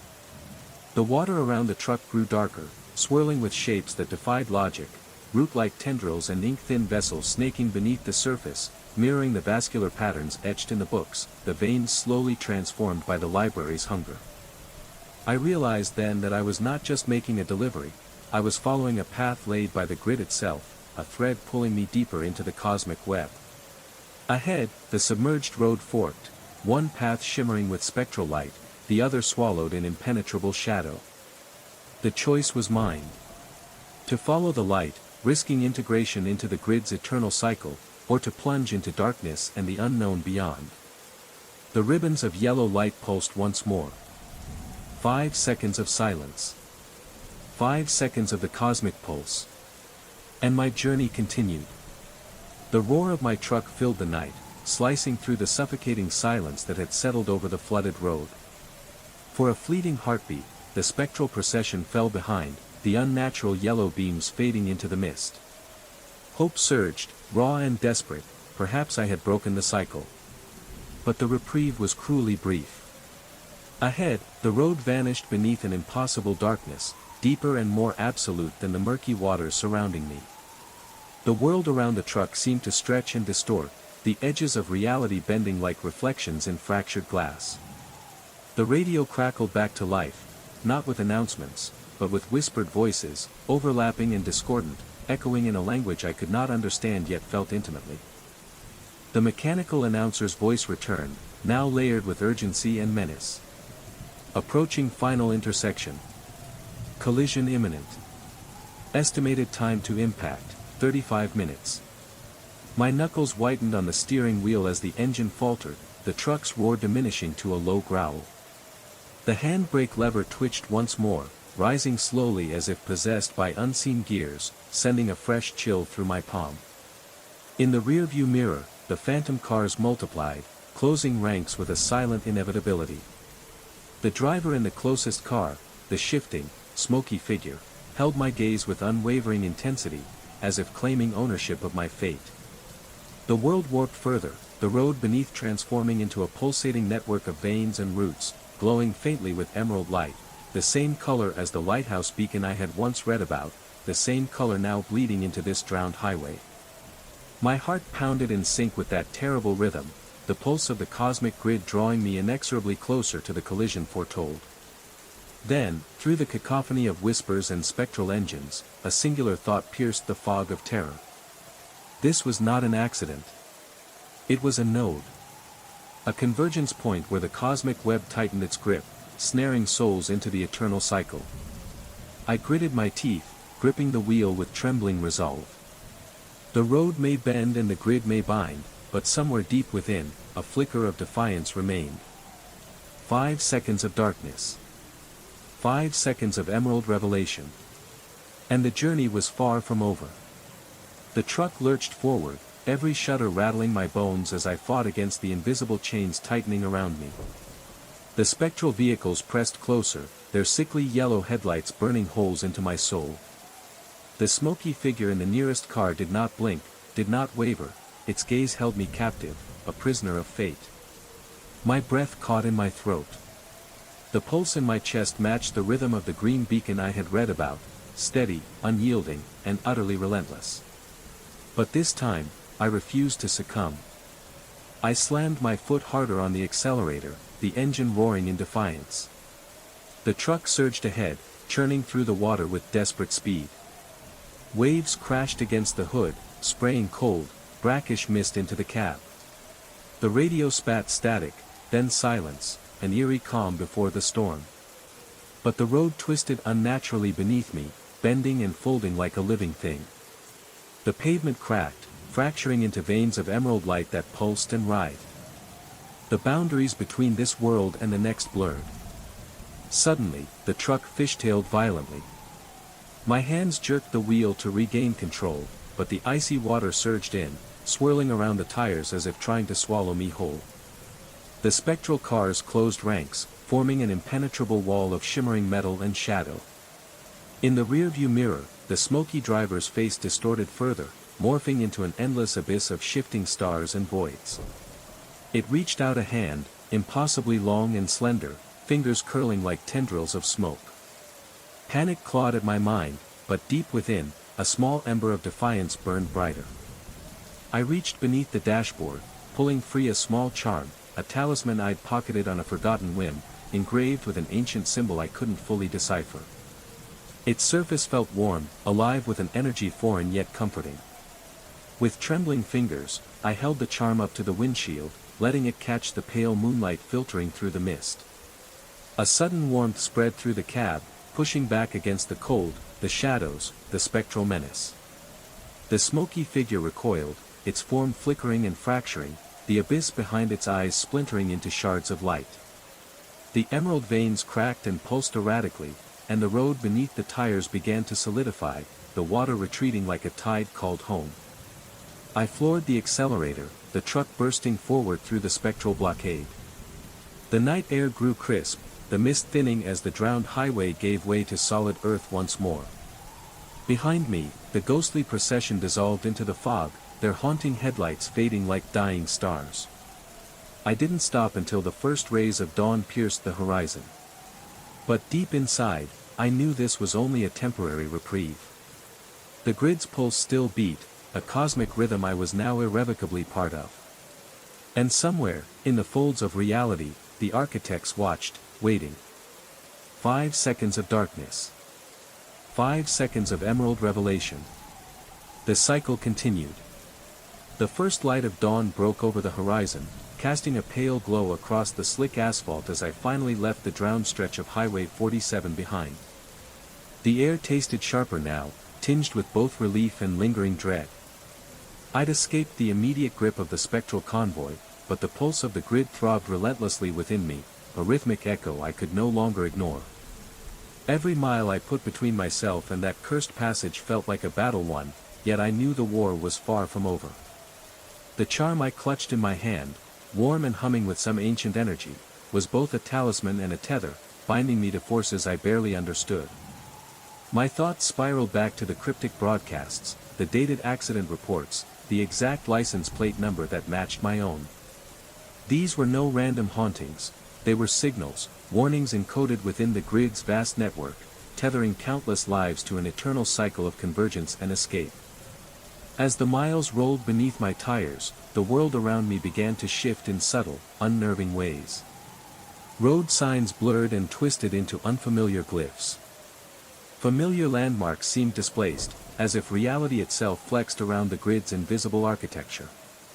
Night fell again before I reached the outskirts of a small town, one I did not recognize but felt inexplicably drawn toward. The streetlights flickered with that same unnatural yellow hue. Windows glowed faintly with an eerie green light, reminiscent of the lighthouse's beam I had once read about. The grid's pulse was alive here, too, humming just beneath the surface of this ordinary place. I parked the truck at a roadside diner, the neon sign buzzing erratically overhead. Inside, the patrons moved like ghosts, faces blurred, conversations repeating in looping fragments. The waitress's eyes met mine, sharp and knowing, before she whispered, "You're part of it now. There's no running." Fear twisted in my gut, but beneath it, a fierce resolve ignited. I wasn't just a victim, I was a node, a key to unraveling the cosmic pattern that ensnared us all. That night, as I lay awake beneath unfamiliar stars, the charm pulsed softly against my palm. Somewhere in the shadows, the architects observed, their endless gaze fixated on the flickering ember of defiance I carried within me. The cycle spun onward, 5 seconds of darkness, 5 seconds of emerald revelation, but now, I was awake inside it, ready to fight. The warmth of silence was a fragile veil over the lingering dread. The island's surface beneath my tires was unnervingly still, smooth, unyielding asphalt that seemed almost too perfect, as if freshly laid but impossibly ancient. The ghostly vehicles maintained their circular vigil, their sickly yellow headlights casting long, wavering shadows that danced across the water's edge, refusing to break their spectral formation. Inside the cab, my breath fogged the glass, each exhale a visible reminder of life clinging to me in this unnatural place. The radio's silence felt like the quiet before a storm, heavy with expectation, pregnant with something unsaid. I gripped the steering wheel, knuckles white, as my eyes scanned the dark horizon beyond the island. No familiar landmarks, only a dense fog creeping in from the water's edge, swallowing the night in a cold, impenetrable shroud. The spectral vehicles, while holding their distance, seemed poised, waiting for something, or someone. The weight of the countdown still pressed against my mind. 7 minutes until the arrival, the foretold accident, or whatever fate the cosmic grid had inscribed for me. I knew this island was no sanctuary. It was a crucible, a stage set for a reckoning not of this world. The woman's voice lingered in my thoughts, her impatience and frustration echoing like a tether pulling me toward a future I desperately wanted to rewrite. "Robert," she had said. "Why are you late again?" A question loaded with meaning beyond the mere passage of time, an interrogation from the past, present, and possible futures all at once. As I reached out to open the door, the island's surface beneath me shifted subtly, the asphalt rippling like water frozen in motion. I hesitated, sensing that stepping out would mean crossing a threshold between realities, one that might unravel everything I thought I knew. But the grid's pulse was relentless, and the choice was no longer mine. I pushed open the door. Cold air washed over me, but it was not the chill of the lake, it was something older, heavier, as if the very breath of the cosmic architects brushed against my skin. The phantom vehicles parted silently, revealing a narrow path leading deeper into the fog, where faint emerald light shimmered like the heartbeat of the universe itself. Every step forward was a step deeper into the cosmic web, into the heart of the grid, where fate, free will, and eternity entwined. Behind me, the island's asphalt sealed smoothly once more, erasing the way I came. There was no turning back. Beyond the emerald-tinged fog, the air itself seemed to pulse with a presence both ancient and immense, entities that defied every law of physics and comprehension. These were the architects, the cosmic weavers whose forms shifted endlessly between geometry and light, shadows and substance, existing simultaneously across dimensions. They were not beings of flesh and bone but currents of pure pattern and intent, their consciousness woven into the very fabric of reality and time. Their gaze was neither malevolent nor kind, it was indifferent, observing the infinite cycles of existence with detached curiosity. To Robert, their presence was overwhelming, a sensory onslaught of colors that had no names, sounds that echoed beyond hearing, and an unshakable sensation of being seen not just as a man but as a node within an eternal cosmic network. The entities communicated not in words but through waves of thought and feeling, imparting knowledge and inevitability. They revealed the grid's purpose, to corral the chaos of infinite realities into a symphony of order, preserving existence through cycles of binding and release. They explained that each node, like Robert, was both prisoner and guardian, their free will a flickering ember balanced precariously against the grid's relentless design. Yet the architects hinted at the paradox within their creation, that chaos, human unpredictability, defiance, and will, was not a flaw but a necessary force, the spark that allowed evolution, change, and perhaps eventual transcendence. Robert's journey was both a trial and an awakening, a confrontation with the vastness of existence itself. The entities awaited his choice, to surrender and become one with the cycle or to shatter the pattern and ignite a new path through the cosmic web. The fog shimmered as their presence deepened, and the emerald light pulsed in rhythm with the heartbeat of the grid itself. Time and space warped, and Robert understood that beyond the fog lay not just the end of his journey but the threshold of something infinitely greater, and infinitely more terrifying. In the boundless twilight beyond the emerald fog, Robert stood before the architects, the cosmic weavers of fate and order. Their presence was a maelstrom of shifting light and shadow, impossibly vast and unfathomable. The choice lay heavy on him, surrender to the programming grid's eternal cycle or defy it, risking all for a chance at freedom. If Robert surrendered, his consciousness would dissolve into the grid's vast web, becoming a sentinel within its infinite network. His sense of self would fragment, merging with countless others trapped in endless recurrence. Freed from pain and choice, yet forever bound, an echo repeating across dimensions, maintaining the fragile balance between chaos and order. His individuality would fade, replaced by purpose and pattern, a cog in the cosmic machine. In this state, Robert would gain vast knowledge, glimpsing infinite realities and timelines. But such enlightenment was bittersweet, a prison gilded with understanding, where time folded endlessly upon itself, and the self was lost in the flow. He would watch as new nodes awakened, cycles continued, and the grid sustained existence, but never again act with true autonomy. If Robert chose defiance, the grid's architects would unleash their full might to contain the anomaly. Reality would fracture violently around him, corridors stretching into impossible geometries, time fracturing into shards of memory and possibility. The pulse of the grid would accelerate, attempting to overwhelm his will with recursive loops and spectral bindings. Yet, defiance would kindle change, a rupture in the eternal pattern. Robert's consciousness, flickering with chaotic human will, might ignite a chain reaction among other nodes, fracturing the grid's web and birthing true unpredictability into the cosmic design. The price of defiance was immense: isolation, madness, and the possibility of erasure. The grid might consume him entirely, folding his essence into the void or banishing him beyond known reality. But in that risk lay hope, the chance to fracture the cycle and kindle freedom for others trapped in the web.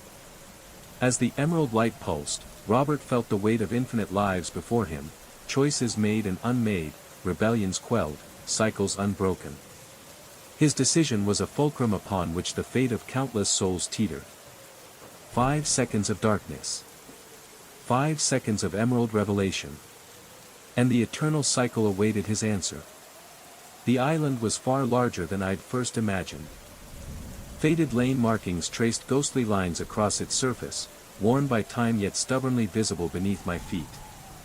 Then the awful truth settled over me like a suffocating fog: this wasn't an island at all. It was the roof of a colossal passenger bus, one that had come to rest upright when the bridge collapsed decades ago. I was parked atop a tomb. 3 minutes remained on the relentless countdown. Suddenly, the handbrake shot upward with brutal force, snapping clean off and spinning through the air before landing on the passenger seat. In its place, water erupted like a fountain, but this time, it was clear and pure, the kind that could sustain life or preserve death. The phantom vehicles closed their circle tighter, their yellow headlights no longer focused inward but aimed directly at me. Their light seared my skin, a burning reminder of their spectral presence. 1 minute. Desperation drove me to fling open the door and stumble onto the bus roof. The moment my feet touched the surface, the phantoms froze. The radio's countdown halted at 42 seconds. Something had shifted, the script was broken. I realized then, they weren't trying to cause my accident. They were trying to prevent it. The water surrounding the bus began to recede, retreating like a tide pulled by an unseen moon. The submerged graveyard beneath me was revealed, dozens of decaying vehicles arranged in a perfect circle, mirroring their phantom counterparts. As the lake bed unveiled a stretch of dry, navigable road, the phantoms' forms faded, their headlights dimming, metal bodies growing transparent before dissolving into nothingness. The last to vanish was the smoky driver, whose shifting eyes held mine until the final moment. Alone on the bus roof, I listened to the truck's engine ticking as it cooled in the night air. The radio was silent. Returning cautiously to the cab, I found the handbrake whole, as if the violent removal had never occurred. The GPS flickered back to life, recalculating my route and assuring me I could still make my delivery on time if I followed the newly exposed road. Before pulling away, I glanced into the rearview mirror. The lake water returned, sliding back to reclaim the sunken vehicles, but stopped short of the dry path ahead. On the passenger seat, a waterlogged 1947 truck registration bore my exact license plate number. Beside it lay a faded handwritten note: "The road repeats until someone breaks the cycle." The headlights illuminated the path forward, the yellow beams now protective, guiding rather than haunting. I don't know what would have happened if the countdown reached 0. And sometimes, on long empty roads at night, I swear I glimpsed those ghostly vehicles sliding alongside me. Their yellow lights no longer chasing but guarding. When I see them, I take a different road. The scent was always the first warning: too sweet to be natural, too familiar to ignore. It seeped beneath my door at precisely 3:17 a.m., like clockwork, coinciding with the motion sensor's accusatory red blink. I dreaded that moment. My apartment in the West Lake building wasn't supposed to be haunted. When I signed the lease 3 months ago, the realtor assured me it had been fully renovated after the previous tenant moved out, her words accompanied by a tight smile that should have been my first red flag. The rent was suspiciously reasonable for downtown Seattle. The first few weeks slipped by, uneventful and routine, giving me a fragile sense of peace. Days filled with coding at the tech startup, evenings in solitary comfort. I wasn't one for social rituals, my apartment was my refuge from the world's exhausting noise. But that sanctuary cracked the night I installed the motion-activated security system. A simple precaution, nothing more. The building's front door lock was faulty, packages had vanished, and I wanted peace of mind. Installation took less than an hour, and I went to bed feeling safer than I had in weeks. That feeling shattered exactly 6 hours later. At 3:17 a.m., the alert jolted me awake, heart pounding. I expected an intruder. Instead, the hallway was empty, bathed in the pale glow of my laptop. The air felt different, heavier, perfumed with a scent both floral and unsettling, something sweet but with an undercurrent of decay. I scoured the apartment twice, found nothing, convinced myself it was a faulty sensor. Adjusted sensitivity, returned to bed. Sleep came fitfully, restless and shallow. The next night, the same thing. Same time. Same scent. This time, a chill brushed through the apartment, like an open window on an October night. Yet all doors and windows were locked tight. By the fourth night, caffeine was my crutch, nerves fraying. Colleagues noted the dark shadows under my eyes. I shrugged it off with vague insomnia complaints. How could I explain invisible visitors and scents invading my waking hours? On the seventh night, I resolved to wait. No rushing to investigate. I lay still, eyes on the ceiling, listening. The chirp sounded precisely at 3:17. The scent followed, thick and suffocating. Then, a new sound, soft tapping, like fingernails tracing a rhythm on hard wood. Tap, tap, tap, pause, tap, tap. It crept down the hallway, slow and deliberate. My lungs seized, muscles frozen. The tapping stopped just outside my door. Minutes stretched like hours. Then, mercifully, it retreated. I gasped for breath, swallowing the thick perfume that now seeped into every corner of my apartment. Morning brought no evidence, no footprints, no sign of intrusion. Just the faint lingering scent, teasing my sanity. Driven by dread and curiosity, I researched the Westlake's history. Built in the 1930s, converted in the 70s, renovated often. No tragedies, no disappearances, nothing to explain the hauntings. The building manager's face closed when I asked about my unit's previous tenant. Privacy policies and evasions. She'd left abruptly, forfeiting her deposit, vanished without a trace. No complaints. No answers. Maintenance found nothing wrong with the sensor, no drafts or electrical faults. Sometimes, the technician shrugged, these systems develop personalities. His words hung heavy, chilling me long after he left.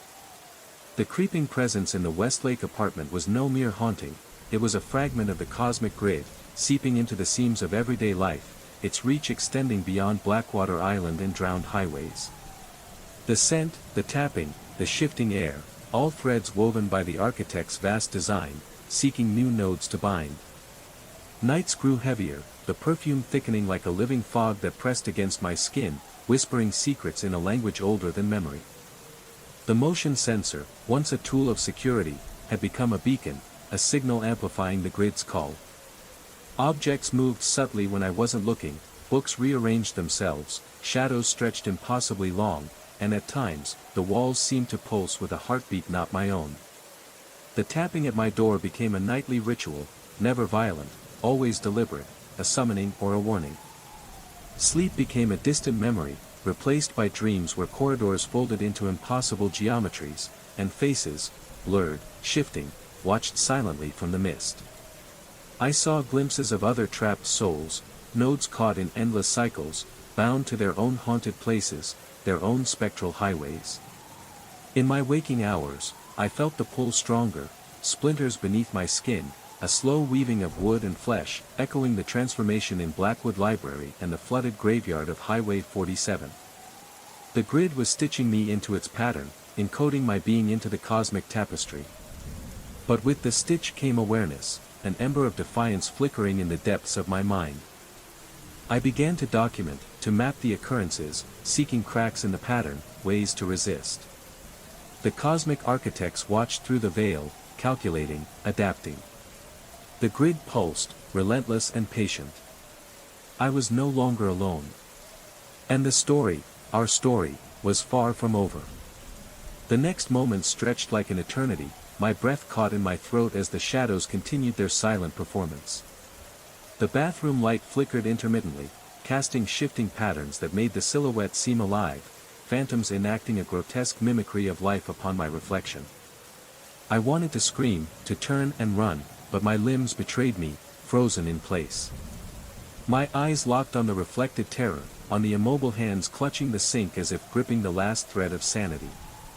Then, a sudden chill swept through the room, snuffing out the light for an instant. In that blackness, I felt their presence press close, whispers curling around my mind, the same cloying perfume flooding my senses. The shadows vanished as the light snapped back on, leaving the mirror empty but for my trembling self. I stumbled back, heart hammering, breath ragged. The room seemed impossibly cold, the air heavy with unspoken menace. As I fled the bathroom, the scent lingered like a dark promise. That night, sleep was a stranger. The video footage I had captured days before haunted me, the warped images, the blackout at 3:17 a.m., the silence that hid so much more than absence. The Westlake building was no ordinary dwelling.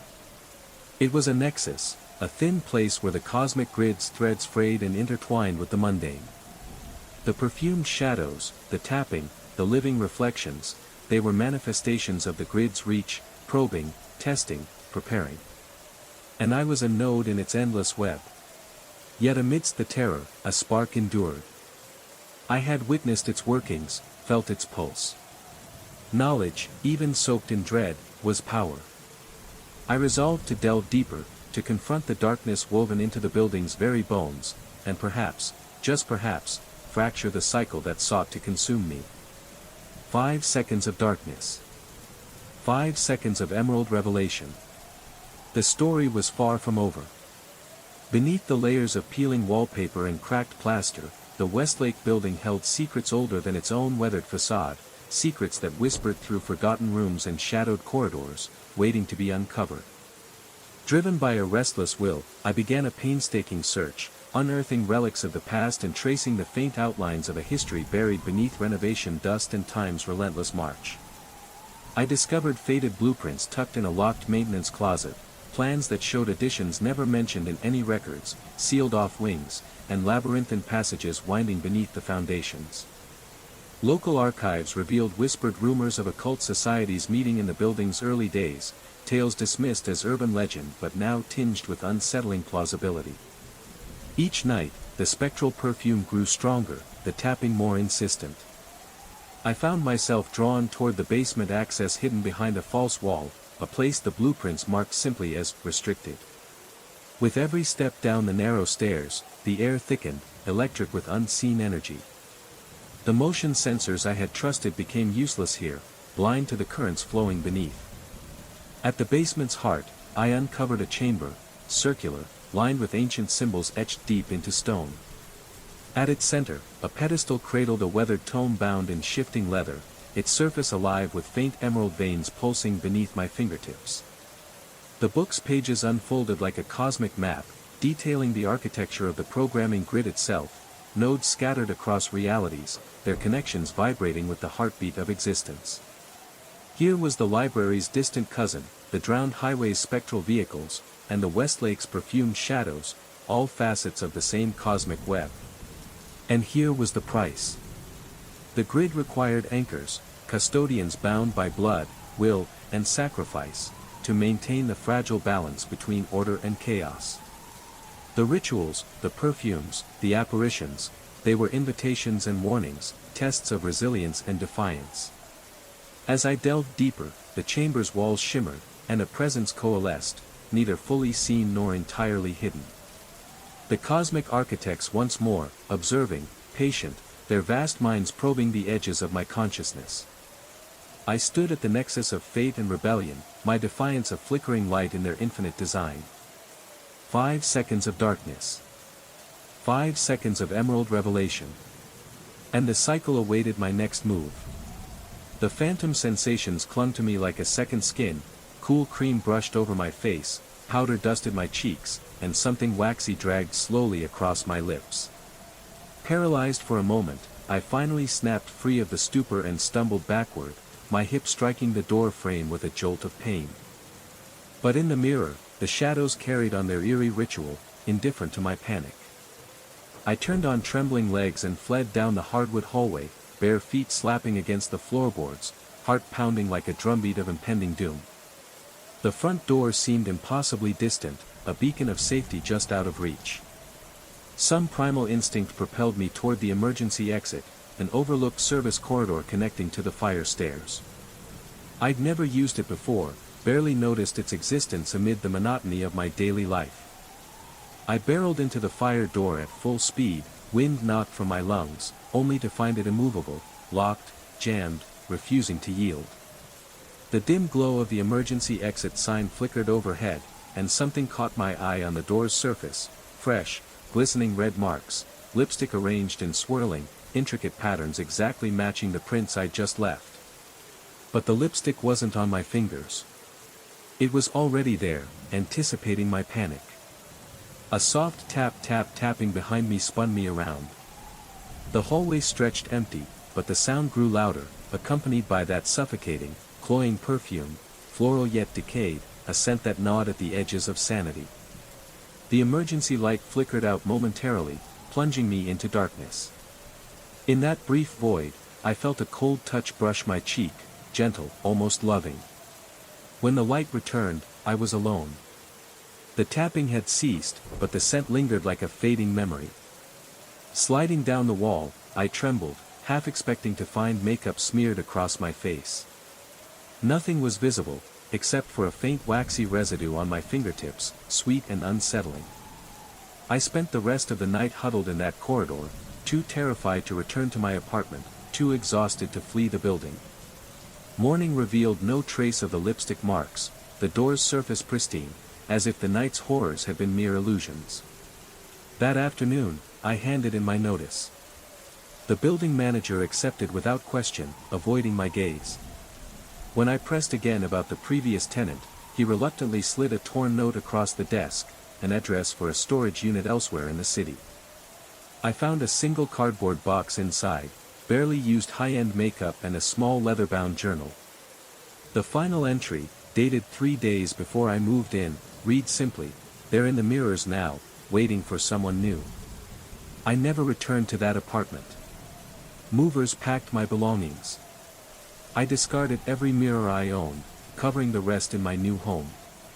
But every night, at exactly 3:17 a.m., the sensor I carry trips, and in that fragile moment between sleep and waking, I catch the faintest whiff of that too sweet perfume, a promise that some reflections don't need mirrors to find you.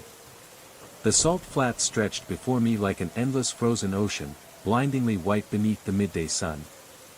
I'd journeyed halfway across the world to photograph this geological marvel, yet unease gnawed at me from the first step onto the crystalline surface. The air tasted metallic, like pennies dissolving on my tongue. Despite the cloudless sky, shadows flickered at the edges of my vision, tall, elongated shapes vanishing whenever I dared to look directly. I told myself it was heat distortion, a cruel trick of light on this stark, endless canvas.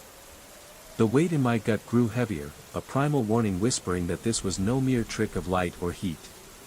Something watched me, unseen but ever present, anchored in the vast, breathing white expanse of Sala de Uyuni. My assignment was simple: capture the surreal beauty of the world's largest salt flat for a travel magazine. 3 days alone on this crystalline desert should have been straightforward. But simplicity was a mirage, dissolving under the oppressive sky. On the first morning, the distortion revealed itself. My reflection lagged, a fraction of a second behind my movements. A curious optical illusion, I told myself, caused by the salt's mineral composition. Kneeling, I traced my fingers over the salt's surface. My reflection mirrored the motion, but the eyes, my eyes, stared back at me, unblinking and unervingly aware. A chill crawled up my spine, dismissed by reason yet felt with icy certainty. As the day progressed, the salt flat's mirror effect sharpened, sky and earth merging in seamless symmetry. Yet in the photos on my camera, shadowy silhouettes marred the horizon, tall, rigid figures standing in silent military formation. I zoomed in, pixels blurring their details. Guides dismissed such sightings as mere folklore, optical illusions and local superstition. But the unease rooted deeper in my chest. That night, pitched in my tent at the salt's edge, footsteps circled outside, measured, deliberate, unrelenting. Clutching my flashlight, I dared a glance but found only unbroken salt, moonlight casting sterile white across the void. No footprints but my own. Sleep fled me, replaced by fractured visions of colonial soldiers in immaculate uniform, rifles trained upon me in silent judgment. The second day dawned blood-red, painting the salt crimson. The sun's heat warped the horizon with shimmering waves. Dark holes punctured the fabric of reality itself, gaping voids where ghostly soldiers appeared and vanished like smoke. Peripheral movement caught my eye, nothing but empty salt. Yet in the salt's surface, reflections multiplied, ranks of colonial troops, muskets poised, their gaze unwavering. Heart pounding, I spun around. The flat remained empty, but the reflections in my camera's viewfinder told another story. Soldiers stood arrayed, rifles aimed with lethal precision. Sweat slicked my brow despite the heat. My hands trembled as I raised the camera again and again. Each shot captured the phantom formation growing nearer, relentless and inexorable. I backed away slowly, eyes locked on the empty space that was anything but empty. Then, a tug on my jacket. Looking down, I found a small, perfectly round hole in the fabric, a bullet hole, neat and cold. The salt flats whispered their secrets. And I was no longer alone. The sudden tear in my jacket was a cold, sharp reminder that the shadows were no longer confined to reflections or photographs, they had begun to pierce the fabric of my reality. Panic surged through me, but there was nowhere to run on the endless, unforgiving salt flats. I spun around, camera held tightly, searching desperately for the source of the invisible assault. The heat waves shimmered, distorting the horizon, but the spectral soldiers remained, silent, immovable, and closing in with a chilling precision. Every instinct screamed to flee, but my feet felt rooted in place, as if the salt itself clung to me, binding me to this haunted ground. The rhythmic crunch beneath my boots echoed unnaturally loud, masking the faint whispers that seemed to ripple across the flat like a sinister chant. I started running, not away, but forward, aiming for the distant mountains shimmering like mirages. The soldiers' rifles raised as if responding to my motion, their ghostly forms flickering between solidity and vapor. Suddenly, the earth beneath me trembled, small fissures spider-webbed across the salt, glowing faintly with an eerie emerald light. The very ground seemed alive, pulsing in time with a heartbeat not my own. A voice, distant yet penetrating, echoed inside my mind, a chorus of countless whispers in a language I could barely comprehend but felt to be a summons or a curse. I stumbled, catching myself against a jagged salt crystal that seemed to pulse with strange energy. My camera slipped, clattering to the ground, lens cracked but still recording. The spectral legion closed in, surrounding me in a tight circle. Their eyes, empty yet accusing, bore into my soul, and I realized this was no mere haunting. This was the cosmic grid's reach extending into the mortal realm, an echo of ancient bindings and forgotten deaths. With no clear escape, I forced myself to focus. The charm I'd found months ago, a small talisman etched with cryptic symbols, burned warmly in my pocket. Drawing strength from it, I closed my eyes and whispered a desperate plea for release. The salt beneath my feet flared with blinding light. The soldiers faltered, their forms wavering like smoke caught in a storm. I opened my eyes to find the spectral figures dissolving, retreating like mist before the dawn. Exhausted but alive, I gathered my broken camera and limped toward the mountains. The salt flats stretched silent behind me, the echoes of the cosmic grid's pulse fading into the distance. But deep in my bones, I knew this was only the beginning. 5 seconds of darkness. 5 seconds of emerald revelation. The endless cycle whispered still. Far beyond the salt flats and mortal coils, the cosmic architects lingered in their boundless realm, entities woven from light and shadow, time and geometry. Their perception transcended the confines of human understanding, observing the threads of existence with infinite patience and cold detachment.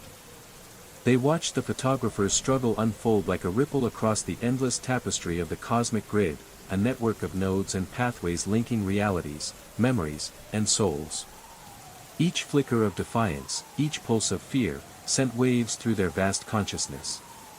To them, the spectral legion was no mere haunt or ghost story. It was a mechanism, an ancient safeguard designed to corral anomalies, to preserve the fragile balance between order and chaos. The Legion's relentless advance was both a warning and a test, measuring the limits of human will against the inexorable pattern. Yet within this grand design lay an inherent paradox. The grid depended on order, on repetition, on binding souls into the eternal cycle. But it also required chaos, unpredictability born from defiance and free will. Without these flickers of rebellion, existence itself would stagnate, a perfect but lifeless symmetry. The photographer's talisman, that small spark of resistance, intrigued the architects. It was an echo of primal chaos, a disruption in the pattern they both needed and feared. Their vast forms shifted and shimmered as they debated silently across dimensions. Should they tighten their grip, extinguishing this anomaly before it spread? Or allow it to grow, risking fractures that might birth new possibilities, new evolutions? The answer remained uncertain. For now, they observed, waiting for the next pulse, 5 seconds of darkness, 5 seconds of emerald revelation, before the cycle moved forward once more. The edges of my jacket hissed softly, tiny holes smoking where invisible bullets had pierced the fabric. Around each perforation, salt crystals shimmered like sinister diamonds, cold and unyielding. There was no pain, only the terrifying proof that the assault was real. Falling backward, my camera skittered across the salt-cracked ground. Instinctively, I grabbed it, lifting it to my eye. The world flipped through the viewfinder, white became black, light turned to shadow. And there, in the inverted image, I saw myself, standing tall in the colonial uniform, rifle braced, finger curling on the trigger. I watched, horrified, as my reflected self fired invisible bullets at the line of spectral soldiers. One by one, they fell, silent, ghostly figures struck down. The rifle in my reflection was both mine and not mine, an extension of a twisted dance across realities. Tearing the camera away, I gasped for breath. The salt flat stretched out empty and silent, but my jacket bore dozens of smoking holes. I was trapped in a horrific cycle of mirrored violence. What happened in the negative image manifested inversely in the real world. A shudder ran through me as a dreadful theory took shape. The soldiers' violent history, the blood-soaked battles of Bolivia's fight for independence, had stained this land, its wounds preserved in salt and shadow. Here, time and reflection twisted together, playing out endless, violent reenactments.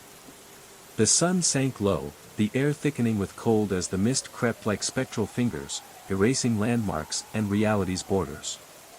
The holes in my jacket multiplied, the salt crystals edging them glowing ominously. Panic seized me. What if the invisible bullets pierced flesh next? Desperation forced a gamble. I planted my feet firmly, raised the camera once more, and stared into the black and white world within the viewfinder. I focused on the finger tightening on the trigger. Summoning every ounce of will, I willed it to pull away. Pain lanced through my hand, sharp and raw, but slowly the finger retreated. The invisible assault ceased. Relief washed over me, temporary, fragile. But the negative soldiers advanced, now bayonets gleaming black in the inverted realm, their fury palpable. Heart pounding, I lowered the camera and fled blindly across the salt flats, driven only by the primal need to escape. Behind me, the spectral war raged on, a ghostly echo of a brutal past and a cosmic cycle that refused to end. Beneath the endless white expanse of the salt flats, the spectral soldiers were far more than restless spirits bound to a forgotten battlefield. They were echoes, fractured nodes within the vast cosmic grid, tethered not only to history but to the very architecture of existence itself. These figures, garbed in colonial-era uniforms, represented layers of trauma etched into the fabric of time and space, imprinted onto the land and woven into the grid's intricate network. Their endless formations were not mere hauntings but manifestations of cosmic inertia, the reverberations of countless cycles of conquest, rebellion, and sacrifice playing out across dimensions. The soldiers served as both guardians and prisoners, anchors stabilizing the grid's delicate balance between order and chaos. Their spectral presence maintained the flow of energy through this node, channeling the anguish and defiance of past lives to fuel the grid's pulsating heartbeat. Yet their existence was paradoxical. Bound by duty to preserve the cycle, they also embodied the chaotic spark that threatened it, the unpredictable surge of human will, memory, and resistance. Each encounter with the photographer was a clash between this raw defiance and the cosmic forces striving to maintain equilibrium. The salt crystals glittering like stars around the tiny holes in his jacket were fragments of the grid's essence, reminders that the line between reflection and reality, past and present, was porous and fragile here. In the vast council of the cosmic architects, these soldiers were symbols of both preservation and decay, vital threads in an ever-spinning tapestry that connected all nodes, like the drowned vehicles on Highway 47, the haunted halls of the Westlake, and the shifting shadows in Blackwater Island's mist. Their spectral bayonets were not just weapons of war but metaphors for the sharp edges of fate, cutting through illusions to test those caught within the grid's embrace. The photographer's struggle was not isolated, it was a ripple in the cosmic web, a challenge posed to the architects themselves. His defiance, though small and fragile, echoed across realities, threatening to fracture the eternal cycle and illuminate hidden pathways toward freedom. And somewhere, beyond the veil of mortal perception, the architects observed, calculating their next move in this infinite game of order and chaos. 5 seconds of darkness. 5 seconds of emerald revelation. The cosmic dance continued. The salt cracked beneath my pounding feet, the brittle crust thinning dangerously as if threatening to swallow me whole into whatever abyss lay beneath the endless white desert. My lungs burned with exertion and fear, each breath shallow, desperate, as darkness closed in like a shroud. Night swallowed the horizon, and still I ran. The moon rose high, casting an ethereal glow that stretched my shadow long and distorted across the salt. But I was no longer alone, other shadows emerged, tall and rigid, like soldiers standing at attention, their silhouettes mimicking my every move, halting when I paused. By midnight, I reached the edge of the salt flat, collapsing onto rocky ground beyond the brittle crust. Sweat drenched my body, muscles trembled from exhaustion. The tiny holes perforating my jacket had coalesced into a pattern, a colonial military insignia, an emblem of a history etched into my very being. Sleep finally claimed me, pulling me into dreams where I stood at rigid attention in formation, a heavy rifle clutched in my hands, watching a strange man with a camera roam the salt flat, a man who wore my face but belonged to a time not my own. Morning revealed the salt flat restored to peaceful normalcy, a pristine mirror reflecting nothing amiss. But I knew better.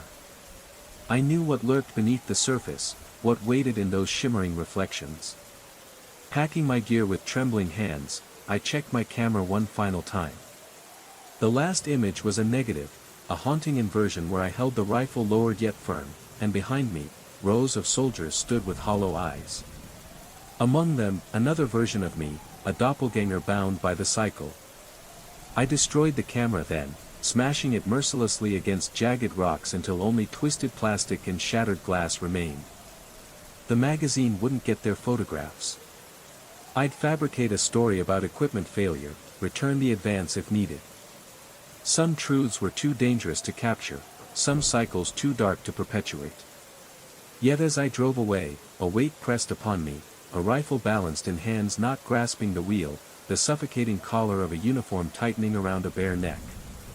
When night falls again, I know I will stand at attention with the Legion, waiting for the next unwary visitor. For what happens on the salt does not stay buried. It follows. It always follows. And sometimes, when the world tilts just so and I catch my reflection, cloaked in colonial military garb, finger poised near a trigger, I remember the crystallized layers of salt where time folds and dimensions thin, where the eternal cycle waits to claim me once more. Story 8. The first time I sensed something was wrong with the Westfield Tunnel was when my watch betrayed me, not by stopping outright or running fast or slow, but by subtracting time with surgical precision. 8 seconds vanished, then 16, then 24. It was as though my very existence was being sliced away, piece by piece, by an unseen clockmaker. I should have taken another route home. But by the time I grasped what lurked beneath the city, the tunnel had already marked me as its own. I worked nights at Harmon Psychiatric Hospital, guarding restless minds as the city slept. My commute home at 4 in the morning was a lonely ritual, empty roads, oscillating headlights carving paths through the darkness. The Westfield Tunnel, a half-mile concrete artery linking the medical district to my neighborhood, was unavoidable. I'd driven it hundreds of times without incident. Until 3 weeks ago. It began with the temperature drop. September nights here rarely dipped below 65 degrees, but the moment I entered the tunnel, the dashboard thermometer plunged 20 degrees in seconds. Condensation fogged the windshield, my fingers stiffened on the wheel. Breath crystallized, suspended before me like icy ghosts. Faulty sensors, I told myself. Cars malfunction. But then came the sound. A high-pitched whistle, faint at first, like distant feedback, then escalating to a shrill, locomotive warning. I checked my mirrors. No trains. The tunnel had never carried rail. Just vehicles. And the fluorescent lights lining the concrete walls flickered erratically, casting long, wavering shadows that danced just beyond the edges of my vision. The whistle's piercing cry grew unbearable, hammering against my eardrums like a violent storm of pressure shifting rapidly with each passing second. Panic surged, I pressed harder on the accelerator, desperate to escape the tunnel's suffocating grip. As I crossed the midway marker, the whistle cut out abruptly, leaving behind a silence so complete it seemed unnatural, as if the tunnel itself had swallowed every sound whole. My eyes darted to the watch on my wrist, a habit ingrained from years of strict shift work, and my breath caught in disbelief. The digital display read 4:27 and 16 seconds AM, a moment ago it had been 4:27 exactly. 8 seconds vanished without explanation. I tried to dismiss it, blaming exhaustion and stress from nights spent monitoring schizophrenic patients at Harmon Psychiatric Hospital. I remembered Dr. Whitman's lectures about caretakers developing sympathetic symptoms, how months in close contact with psychosis could leave traces in one's own mind. I thought about colleagues who began checking under their beds in terror after prolonged exposure. But the next night shattered any comfort in rationality. The temperature plunged further. The whistle returned, more insistent, more oppressive, and my watch lost 16 seconds, precisely twice the previous amount. By the third night, cracks blossomed on the tunnel walls, not the usual wear and tear but delicate, symmetrical frost-like patterns pulsing in eerie harmony with the phantom whistle. Each note made them widen, only to contract during the silence. I considered avoiding the tunnel, but the detour meant adding 40 minutes to my commute. Logic warred with terror. Was this a hypnagogic hallucination, a trick of a weary brain transitioning between wakefulness and sleep? 12 hours caring for psychotic patients could warp any mind. The fifth night brought an apparition, a train, not physically present but manifesting as ripples in the air, cold, inverted heat waves warping fluorescent light. It moved alongside my car, an impossible locomotive pulling ghostly, windowless cars through a realm beyond the tunnel walls. My watch lost 40 seconds that night. The pattern was undeniable. 8 seconds, 16, 24, 32, 40, each night stealing more of my life. Driven by mounting dread, I dove into the tunnel's history. Built in 1977 to replace an 1891 railway underpass, the records were clean. Yet the newspapers told a darker tale. 3 construction workers vanished mysteriously, leaving behind lockers untouched and paychecks uncollected. The initials of those lost men chilled me: JAM, James Allen McIntosh, RDS, Robert Daniel Sinclair, TLW, Thomas Lawrence Wiltshire. My own initials, MHB, Matthew Henry Blackwood, felt suddenly weighty, a puzzle piece in a grim pattern. On my 7th night, the whistle's shriek nearly broke my concentration. I pulled over onto the tunnel's narrow maintenance ledge, shining my phone's flashlight on a nearby stainless steel access panel. The mirror-like metal reflected not my face, but an unfamiliar transit platform. Yellowed schedules flickered mechanically, displaying a three-letter code in endless permutations, MHB. The letters rearranged, multiplied, forming cryptic sequences that haunted the metal surface. MHB. MHB. MHB. A name. A marker. A node. The tunnel wasn't just a passage, it was a threshold, a liminal space folding time and identity, marking me as something caught between worlds. And whatever force whispered through that whistle was calling me deeper into the cycle. A chill shot through me as I reached toward the panel, compelled by a force I couldn't explain. The metal was unnaturally cold, so cold it seared my fingertips with its biting rigidity. Yet beneath that chill, the panel vibrated subtly, trembling in perfect rhythm with my heartbeat. Each pulse I felt coursing through my veins was mirrored in that cold tremor, forging a parasitic link between us, an unholy communion of flesh and steel. That night, my watch betrayed me once again, losing 56 precious seconds, snatched away into the void. Desperation drove me to desperate measures. I adorned my dashboard with talismans, crucifix, hamsa, a small Buddha statue, casting a net of spiritual defenses across all faiths. Windows up, heater blasting against the inexplicable cold, loud music drowning out the phantom whistle that clawed at my sanity. None of it staved off the creeping terror. By the 15th night, the anomaly transcended the sensory. Rails that defied logic and design, emerged from the concrete floor beside the road. Gleaming steel, wet and sinister, stained the color of oxidized blood under flickering fluorescent lights. Each time the spectral train thundered past, I tried to document it, phone camera raised, fingers trembling. Technology rebelled, recordings dissolved into static, photographs smeared into unintelligible light. Even my car's systems warped, dashboard flickering between impossibilities, unable to anchor themselves to any singular reality. Sleep fled me. The crystalline frost patterns that bloomed across the tunnel walls began invading my apartment. Mirrors in my bathroom reflected the impossible train station, its schedule board cycling endlessly through permutations of my initials. The whistle haunted me beyond the tunnel's mouth, threaded through my kitchen vents, whispered through the static of television speakers. I begged for day shifts, yearning to escape the tunnel's nocturnal grip. Denied. My supervisor's suggestion to use employee assistance programs for stress felt like cruel irony, tasked with guarding minds while doubting my own. In the hospital's medical library, I scoured obscure texts. Parapsychological journals spoke of chronivores, entities feeding on time's flow, consuming seconds like sustenance, warping temporal fabric. Other studies detailed threshold spaces, places where dimensional membranes thin, where time folds and reality frays. Most disturbing was a monograph by a civil engineer turned patient, Parasitic Transportation Networks. He theorized that infrastructures, roads, tunnels, rails, accumulate psychic energy over time, developing sentience, even hunger. Tunnels were prime candidates, liminal spaces suspended between states, neither here nor there, gateways feeding on travelers' life force. Last night, everything escalated.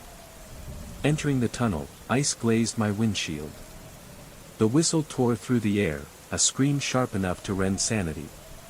The rails glowed with an eerie blue-white light. The spectral train slowed, and for the first time, I saw inside. Figures pressed against ghostly windows, human outlines distorted, faceless, their fingers tracing frost patterns identical to the fractures spiderwebbing the walls.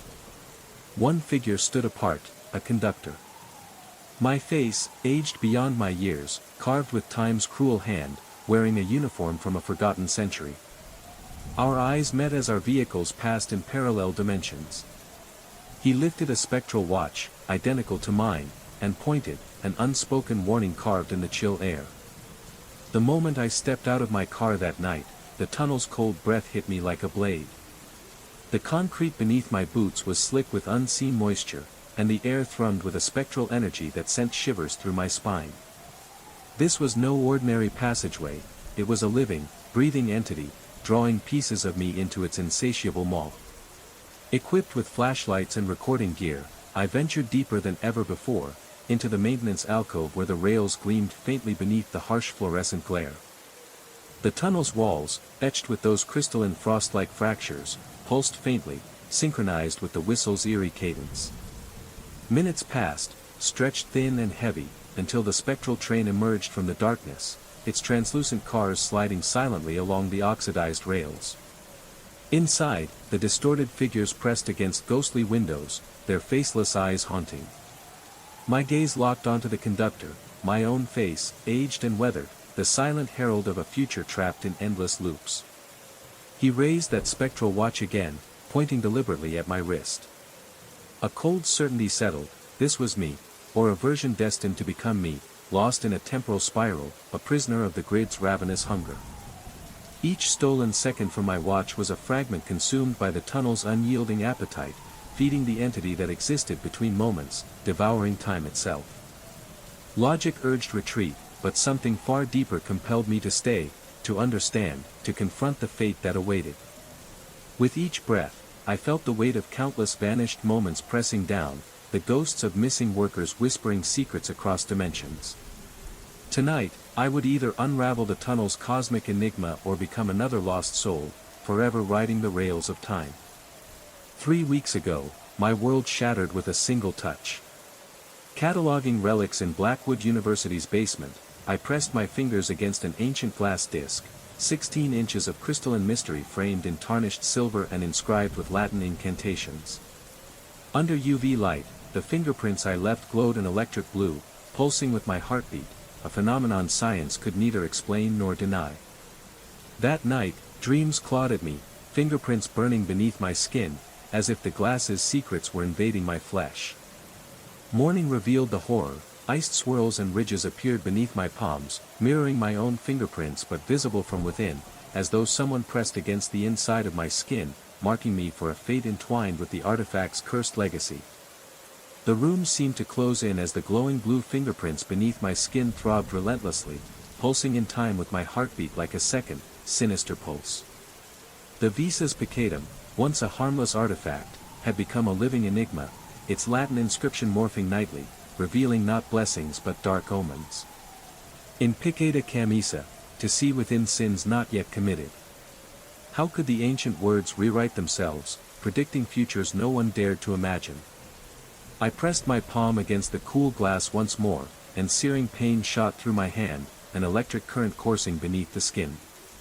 The artifact vibrated in response, and beneath its surface, glowing blue fingerprints formed, perfect matches to those now etched invisibly inside me. I yanked my hand away, heart pounding, sweat beating against the cold air of my office. Through the curved glass, distorted and wavering, I glimpsed Professor Diana Wells passing by. Around her silhouette glowed the same spectral handprints, accompanied by sinister Latin words, invidia and furta, envy and theft. Her voice sounded muffled, as if she were speaking underwater, discussing budget reports with a strained casualness. But the blue prints around her flickered violently with each mention of coveting my grant and the whispered accusations of stolen ideas.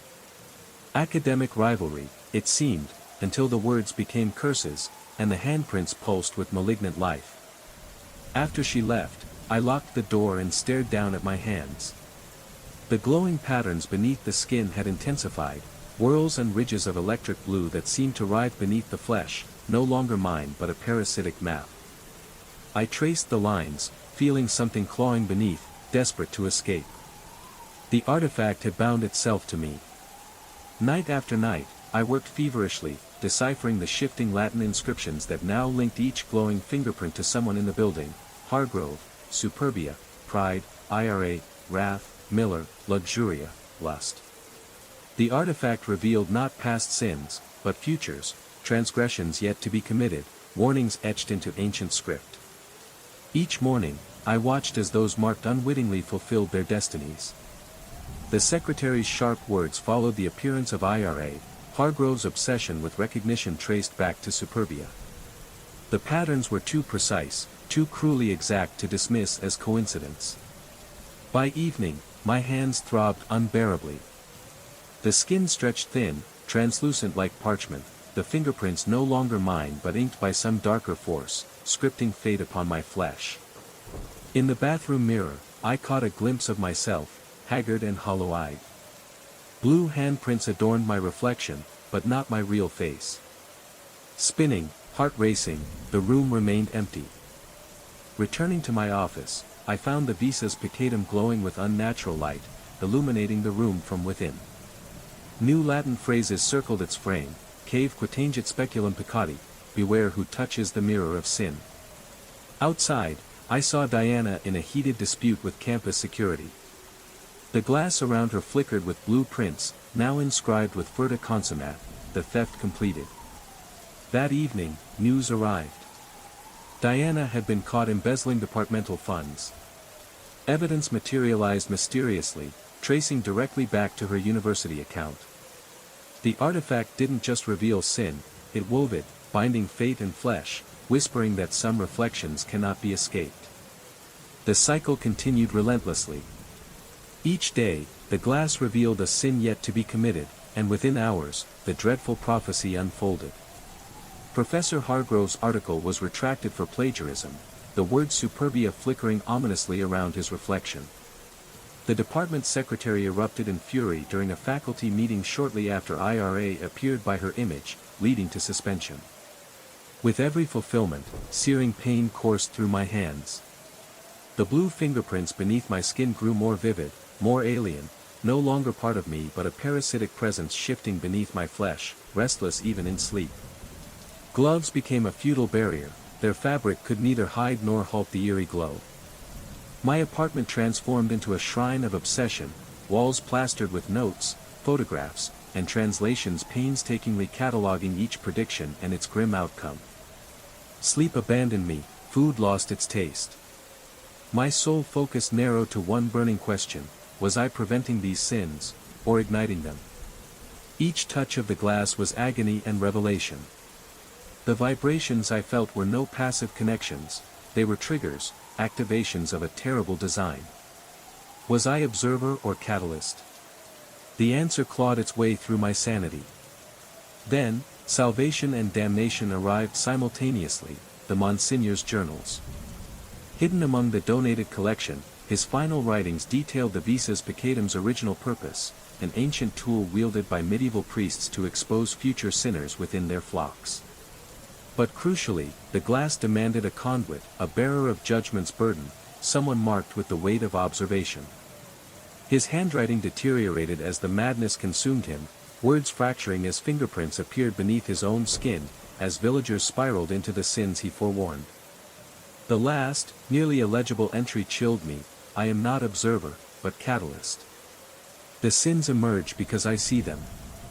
My hands shook violently, the blue patterns throbbing in painful accord. I was no savior, I was the spark. Determined, I wrapped the visas piccatum in layers of cloth and drove to the abandoned quarry beyond town.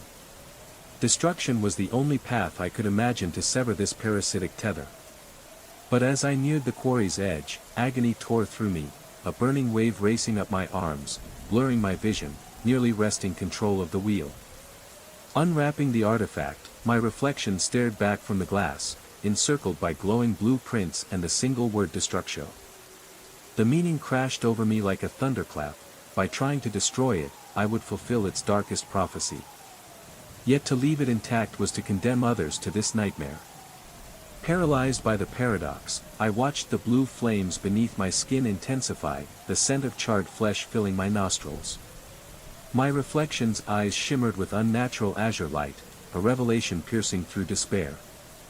The glass did not imprison sins, it revealed potential paths.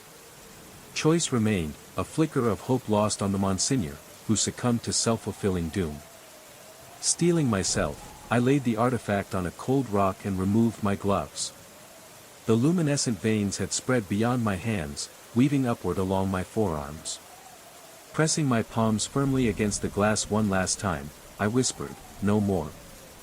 A fierce battle ensued, no longer passive reception, but an exertion of will. The blue fingerprints flared to blinding brilliance, then flowed outward from my flesh back into the glass in a torturous exorcism. Pain unlike any I'd known tore through every nerve, yet I remained conscious, locked in a battle for my soul. When the torment ceased, the artifact had changed. No longer pristine, its surface swirled with accumulated blue patterns, the fingerprints of centuries, mine now entwined with theirs. The Latin inscription had reverted to its original warning, a solemn reminder of the peril entwined with sin and observation. I stood there, exhausted but free, at least for now. The burden of the Visas Peccatum lingered in shadows and whispered echoes, long after I returned it to the university's secure archives. I wrote a detailed report, exhaustive, rational, warning of its strange properties and the dangers lurking beneath its surface. Of course, no one believed me. The glowing blue patterns vanished from my skin and the artifact itself. Tests found nothing beyond its historical significance. Yet, sometimes at night, a phantom pain sears through my hands, as if the glass's mark never truly left me. In certain flickers of light, I swear I glimpse faint, pulsing blue beneath my skin. When I touch glass surfaces, windows, mirrors, screens, I brace for the familiar vibration. It never comes. But I avoid reflections whenever I can, and I never utter Latin aloud anymore. The burden of observation remains, silent, unseen, intangible. I notice now the subtle ripples beneath human facades, the brief glimmers in eyes before choices take form. The fingerprints lie dormant inside us all, waiting to be revealed, woven into the fabric of fate itself. I first felt it watching me 600 feet below the Earth's surface, alone in a drift tunnel unmapped since 1964. Dust hung heavy, suspended in a weak cone of my headlamp, tiny motes like silent sentinels. My breath condensed then vanished too quickly, as if some unseen force consumed it before it could fully form. The rhythm of my mind faltered as oxygen seemed stolen from the air around me. If I froze, the ground vibrated beneath me, a frequency that ground my teeth involuntarily. Wooden beams creaked to the beat of a second heartbeat, calibrated to fail the instant mine stopped. My name is Daniel Mercer. 3 weeks ago, I was a geology professor at a small Arizona university, worried about tenure and a growing distance with my wife, Catherine. Now, standing inside Blackwood Mine, I question reality itself. The university granted me a modest fund to document abandoned mines across the Southwest, historic preservation and environmental impact assessment. Blackwood was my fourth site, a copper and silver mine closed in 1972 after structural incidents mysteriously omitted from records. Locals spoke in hushed tones, if at all. The diner waitress, who served me breakfast 3 mornings straight, finally whispered a warning when I mentioned Blackwood. She asked if I was religious, eyes darting away, fingers twitching nervously. When I shrugged, she advised me to consider faith before entering that place. I laughed it off. The mine entrance was unremarkable, rusted gates, faded warnings, and an overgrown road cutting silently through pines. The air felt wrong, heavy, resistant, like the atmosphere itself rejected me.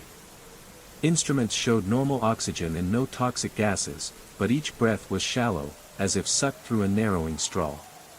My first day was uneventful by any record, mapping shafts, photographing structures, collecting samples. But the mine's acoustics unsettled me. Sounds didn't echo. Footsteps, camera clicks, even my voice calling into the dark were swallowed whole, devoured silently. By day 3, I ventured deeper, compelled by something intangible, something ancient, pulling me toward truths just beyond human perception. Beneath the earth, the main shaft gave way to older tunnels, their support structures shifting from steel to timber, preserved impossibly well for their age. My headlamp caught glimmers of strange crystalline formations, translucent, alive with internal shifting patterns, unlike any geology I'd studied. That was when I first became aware of the rhythm beneath me, the slow, deliberate pulsation felt faintly through my boots. I dismissed it at first, blaming distant machinery or subterranean water. But pressing my palm to the rock face revealed the truth, the stone itself was beating, 60 times per minute, matching a human resting heart rate. My mind scrambled for explanations, tectonic pressure, water flow, traffic vibrations, but none fit this impossible pulse. When I withdrew my hand, it was slick with a viscous moisture, shimmering with an oily rainbow sheen. I should have fled then, but an insatiable curiosity rooted me to that spot, a certainty that the mind, this place, knew I was there and wanted me to continue. On the fourth day, I ventured into the drift tunnel where I am now trapped. County records said it ended after 300 feet.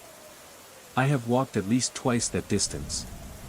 My spray paint markers vanish within minutes, absorbed like sand drinking water. 6 hours ago, my satellite phone lost signal, despite full bars moments before, and my backup radio now emits only a wet, sucking sound pulsing in time with the subterranean heartbeat beneath me. The mine's behavior grows aggressive. When I tried to retreat, the timber supports groaned as one massive rib cage, a deliberate expansion sound that reverberated through the tunnel. Ahead, the passage stretched and morphed, behind, it contracted. Physics no longer applied, yet my eyes saw it plainly. Attempting to run, the beat beneath me accelerated, syncing perfectly with my racing heart. The air thinned sharply, as if the walls themselves competed for oxygen. I grew lightheaded, vision tunneling. Only by consciously slowing my breathing and calming my pulse did the rhythm subside enough to breathe. This sick synchronicity has become my fragile rule, the mind's pulse mirrors my body's state exactly. Anxiety quickens the beat, thins the air, tightens the walls. Control my body, and I control my survival. Increasingly, I doubt Blackwood is a mine in any conventional sense. The deeper I go, the less human the tunnels feel. Walls are unervingly smooth in places, etched with undulating patterns like peristalsis. The timber supports seem not to uphold but to fuse into the ceiling, ribs or exoskeletal reinforcements of some living structure. My headlamp flickers erratically, its battery draining far faster than it should. In the brief dark between flickers, I glimpse impossible sights, translucent membranes spanning tunnel junctions, pulsing with internal light. Tiny crystalline facets reorient like insect eyes tracking my movement. Fissures part, revealing moist, iridescent flesh beneath. Markings appear on walls, alien symbols unlike any mining notation I know. Here, beneath the surface, I face not a mine, but a living cosmic enigma, a heartbeat in stone, a sentient labyrinth breathing with secrets that stretch beyond mortal comprehension. The glyphs etched into the walls seemed almost calligraphic, their fluid strokes defying any linguistic pattern I recognized. Each time I looked away, they rearranged themselves, telling different stories when I glanced back, as though the very fabric of language in this place was alive and shifting. One sequence repeated more insistently than the rest, a series of angular glyphs my mind stubbornly translated as synchronized, despite no logical basis for such understanding. It felt less like a word and more like a command, a pulse urging me deeper into the dark. Then the mind revealed a more disturbing truth. 2 hours ago, I leaned against what I thought was solid stone, only to feel it yield beneath my weight, molding itself like memory foam to my shape. When I jerked away, my hand came back slick with the oily substance I'd seen before. In the flickering beam of my failing headlamp, the surface rippled like water, then stiffened again into rigid rock. A horrifying realization gripped me: Blackwood was not just alive, it was a hybrid entity, neither fully organism nor place, but something between. It hadn't merely reacted to my presence, it had been studying me, learning my biology, establishing a baseline I could neither understand nor resist. The timber supports creaked now in perfect counterpoint to my heartbeat, a second cardiovascular system running alongside my own. When I held my breath experimentally, the creaking accelerated, compensating for the oxygen I withheld. This was no mere mimicry. The mind was establishing a symbiosis, or perhaps a parasitic dominion. Behind me, the tunnel narrowed until impassable. My headlamp flickered with dying light, though strangely, I found myself relying on it less. My eyes had adjusted, or more terrifyingly, the walls themselves emitted a faint bioluminescent glow, a soft azure light that my brain was only beginning to decipher. If I slowed my breathing to match the mind's pulse, the air grew easier to breathe, the tunnel widened. This surrender was dangerous, giving control over my autonomic functions to an alien will, but it was survival. Matching the expanding creak of the wooden ribs, I moved forward with less resistance, rewarded by the entity with passage. The floor beneath me undulated subtly, like walking on a vast waterbed. Each step demanded balance, yet there was an eerie assistance, as if the mind carried me forward into its living depths. The transition was complete. I was no longer in a mere excavation but inside a colossal organic being. Vein-like structures pulsed beneath translucent walls. My geological knowledge failed utterly. No rock breathed. No mineral glowed or responded like this. My digital watch had long since died, but I measured time by the pulse beneath my feet. Thousands of heartbeats had passed, my own now unwittingly synchronized with the mind's dominant rhythm. The sensation of being watched deepened, not from a single source but omnipresent, as if the entire environment was a sentient organ, sensing me from every angle at once.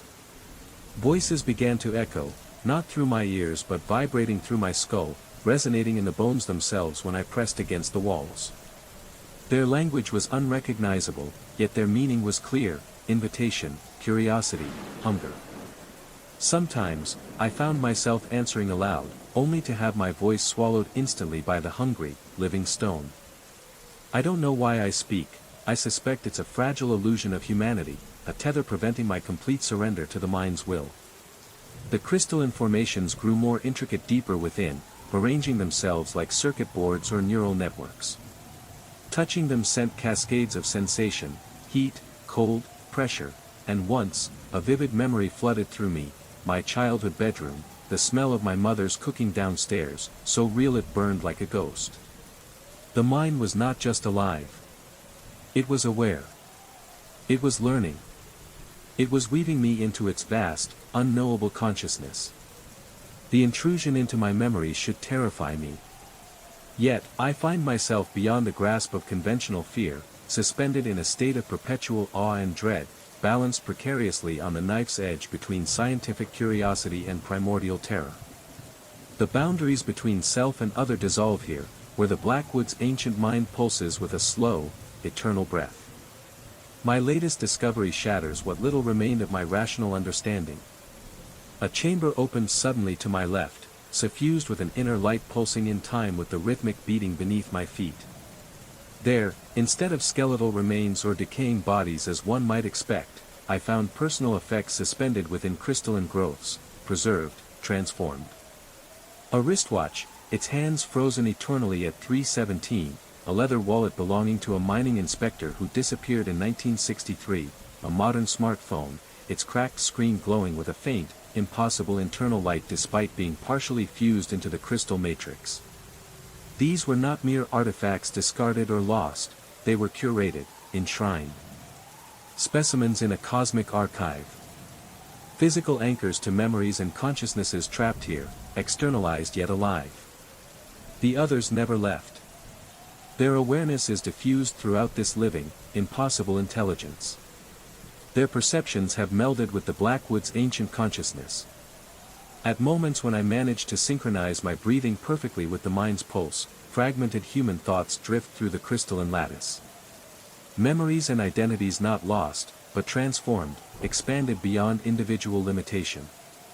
Now I sit in a small alcove where the pulse quiets to a gentle thrum. My journal grows damp with condensation, the ink leaves shimmering trails that absorb the feeble light. I doubt these words will endure, or that this record will ever surface, yet the compulsion to write remains, an act of defiance or acceptance, I cannot yet decide. The Blackwood has ceased its attempts to frighten me. The once ominous creaking of the timber supports has softened to a slow, gentle rhythm, like resting against the chest of a great beast, listening to its calm breath.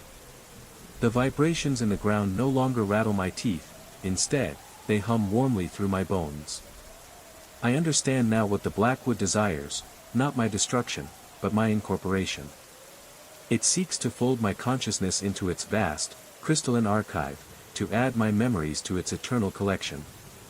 The explorers before me are not dead, they have become something else, their awareness diffused across an intelligence older than time itself. Is that so terrible? Above ground, my life has already begun to unravel. Catherine has quietly begun disentangling herself, making new friends, forging a future without me.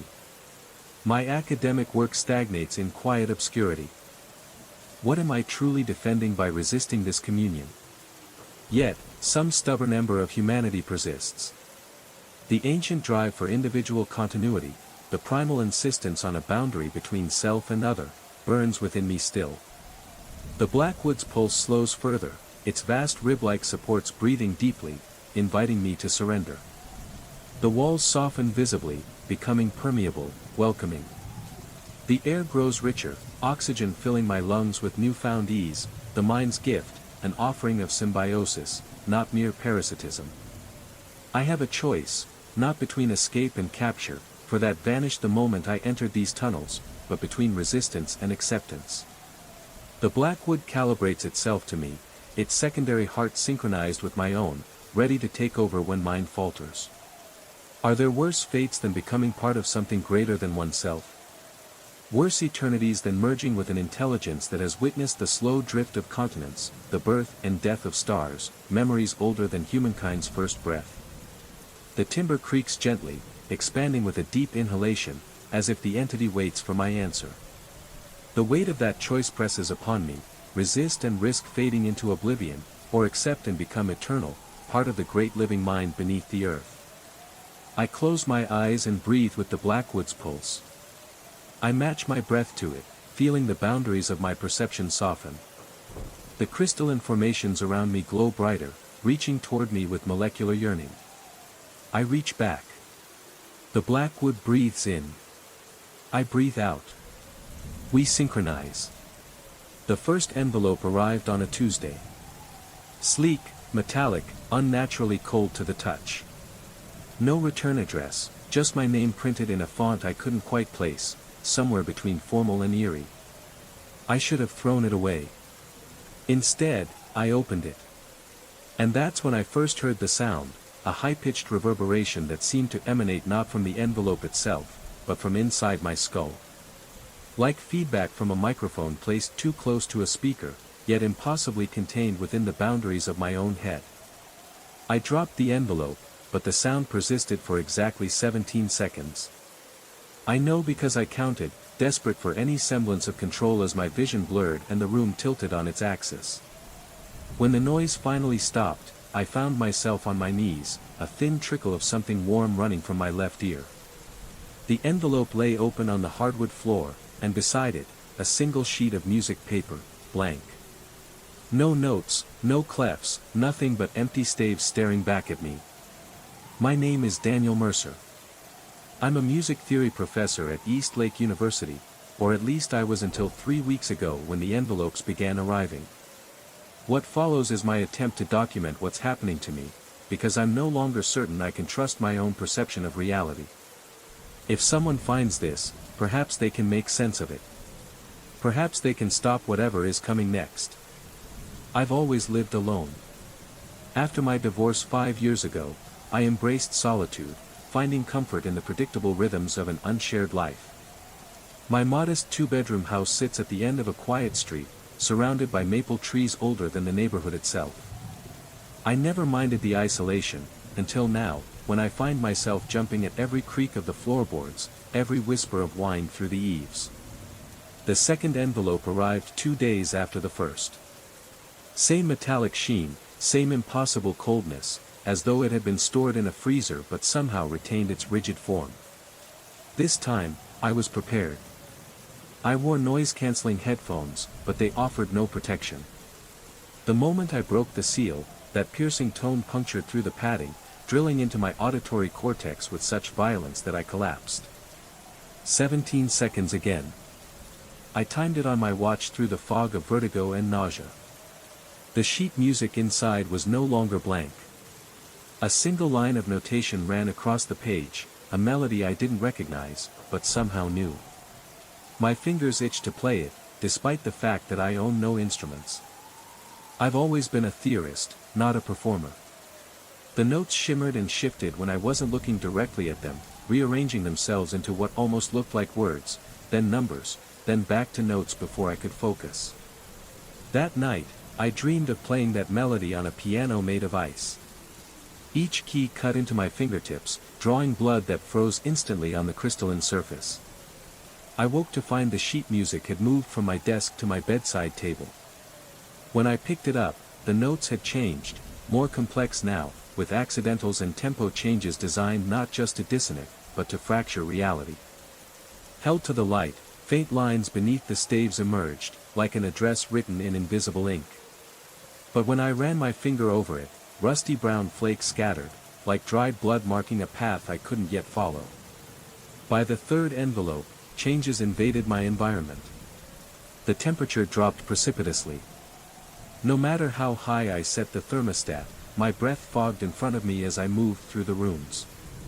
Windows and doors remained locked, yet I felt increasingly exposed, vulnerable. The bathroom mirror began accumulating frost at its edges, creeping inward day by day. I called in sick to work. My department chair sounded concerned but distant, as though speaking from the bottom of a well. I realized I hadn't had a real conversation with anyone in days. The deep tone enveloped me, vibrating through the walls, the floor, my very bones. It was no longer a mere auditory assault but a summons, a call resonating from a place beyond space and time. The metal envelope seemed to pulse with the sound, glowing faintly with an eerie blue light that stretched tendrils of shadow across my living room. As the notes filled the room, the sheets of music on the floor fluttered violently, the patterns swirling faster and faster, as if stirred by an unseen wind. The countdown reached 0, but time itself seemed to hold its breath. The glow from the envelope intensified, casting impossible shadows that warped and twisted my perception. Then, without warning, the music ceased. Silence, a silence so profound it roared inside my skull. The envelope snapped shut and dropped to the floor with a finality that echoed like a tombstone striking the earth. My breath came in shallow gasps. The room seemed colder, darker, as though a veil had been drawn over my reality. A new sheet of music lay in the center of the square, its surface black as void, notes written in shimmering silver that seemed to move under my gaze. I dared not touch it. But a voice, low, haunting, neither male nor female, whispered in the stillness. The melody is the key. The key is the path. Follow, and be unmade. As the words faded, a spectral form emerged from the shadows, an ethereal figure clad in robes of shifting staves and musical notes, its eyes twin orbs of flickering light. It extended a hand towards me, inviting and inevitable. In that moment, I understood, the music was not merely a message or a curse. It was an ancient ritual of transformation, a cosmic score that binds souls to a higher symphony beyond human comprehension. And I was now part of the composition. The air thickened, vibrating with a silent resonance that pulsed through my chest and tangled itself with the rhythm of that luminous note before me. The figure at the counter did not move, yet I sensed its awareness, watchful, patient, as though it had waited across countless years for this moment of communion. I felt drawn toward the doorway, compelled by a force that was neither fear nor curiosity but something older and deeper, a summons from the very core of the symphony unfolding around me. The post office beyond the portal was both familiar and alien, a liminal space suspended between worlds, its boundaries blurred by time's ebb and flow. The silence between notes grew dense, pregnant with meaning. The swirling figure extended a hand, an invitation or a command, I could not tell. Yet in that gesture, I saw the convergence of all the envelopes, all the melodies, and all the unseen hands that had touched me, marking me as both vessel and instrument. In that moment, I understood the terrible truth: this entity was the maestro of the cosmic score, a conductor orchestrating destinies not just across this life but threading through the echoes of time and possibility. It held the power to bind souls into its eternal composition, transforming individuals into notes in an unending, evolving melody of existence. The note in the air expanded, enveloping me in its glowing embrace, and I felt my own identity unraveling, becoming a voice in a vast, unknowable choir. To resist was to be silenced, absorbed into discordant silence. To surrender was to become part of the eternal music, a fragment of infinity. And the symphony was far from over. The oppressive stillness in the corridor was suffocating, as if the very air conspired to stifle sound and thought alike. The acrid scent thickened, curling into my nostrils with the persistence of smoke that never clears. I paused at the nearest lab window, peering inside, expecting to see nothing but rows of dormant machines and empty workstations. Instead, the shadows within shifted, subtle, flickering movements that seemed to dance just beyond the edge of vision. A cold dread settled deep in my gut. The infrared sensors had not lied. Something was there, unseen yet palpably present. The hairs on my arms bristled as if charged by static electricity. I swallowed hard, reaching into my pocket for the flashlight I'd packed out of unease, its beam cutting a thin swath through the sterile darkness. The flickering light caught glimmers on the metal surfaces, distortions, warps, as if reality itself was folding in on the edges. Footsteps echoed behind me, too slow, too deliberate for human pacing. I spun, but the corridor remained empty. The monitors had resumed their blank feed. I tried the comm, static. No response. Isolation sank in like a lead weight. Then, the silhouettes appeared again, not in the cameras this time, but in the corridor itself. Figures draped in shifting darkness, formless but undeniable, watching, waiting. They were neither hostile nor benign, entities poised in the liminal space between observation and interaction. Their presence resonated with a deeper force, the same quiet symphony I'd glimpsed through the metallic envelopes and haunted melodies. I was no longer a mere witness but a node in a vast network of unseen consciousnesses, observed in turn by entities older than memory, whose intentions transcended comprehension. As I stood frozen, the shadows extended tendrils of shimmering light, weaving around me in patterns that pulsed in time with my own heartbeat. I was being drawn into a cosmic dance, an eternal surveillance where free will was a delicate illusion and the boundaries between self and other blurred into infinite reflections. I understood then that the Meridian Complex was not just a facility but a threshold, a crossroads of realities, a nexus for forces that measure time, sin, and identity in scales beyond human reckoning. Whether I could resist or would be absorbed into their endless observation was a question left unanswered, lingering like the last fading note of a symphony that had no end. The translucent figure stretched and morphed, revealing beneath its shadowy form a latticework of shimmering veins pulsing with faint light, a fragile, ethereal nervous system barely contained within its intangible body. It stepped forward silently, each motion unnervingly fluid, as if time itself obeyed a different cadence around it. The other silhouettes responded, their surfaces quivering like disturbed glass, and began converging slowly toward me, closing the distance with a deliberate grace. I felt a rising pressure in the air, thick and oppressive, as if the very atmosphere was bending to accommodate the presence of something both ancient and unknowable. My breath hitched, but the creatures bore no malice in their approach. Instead, their motions conveyed something almost reverential, a communion of watchers, custodians of thresholds where science falters and cosmic truths seep through. I was both intruder and initiate. The radiant figure closest now reached out an arm, its elongated fingers hovering mere inches from my face. A pulse of warmth radiated from it, and my mind flooded with visions, a vast network of consciousness woven through layers of reality, the Meridian Complex itself a node in a cosmic lattice beyond human comprehension. These beings were guardians, observers of temporal and dimensional thresholds, tasked with preserving balance between worlds. I understood in that moment the delicate fragility of my existence in this nexus, how every decision I made rippled through interconnected planes, threatening to unravel or strengthen the cosmic web. With an effort summoned from the deepest reserves of my will, I met the gaze of the luminous watcher and whispered a question: why me? Why this place? The entity's response was neither verbal nor visual but an echo resonating through my consciousness, a single phrase: the watcher's burden is also the keeper's gift. As the silhouette slowly receded into the shifting walls, the locked door sighed open, revealing the sterile corridor beyond, ordinary again, yet forever changed. I stepped through with a newfound understanding that the meridian was no mere facility, but a sentinel at the threshold of realities, and I, unwillingly bound to its eternal vigil. The figure made of smoky, rough glass trembled violently, its form fracturing like fragile crystal under invisible strain.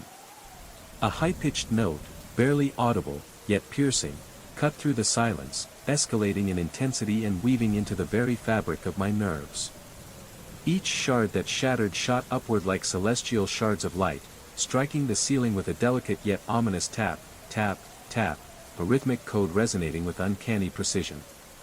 As the glass statues fell, their crystalline fragments rained against the ceiling, fracturing it slowly, revealing beyond a burning corridor of ancient stone walls glowing with embers, an impossible place above the sterile lab, a portal to a deeper reality.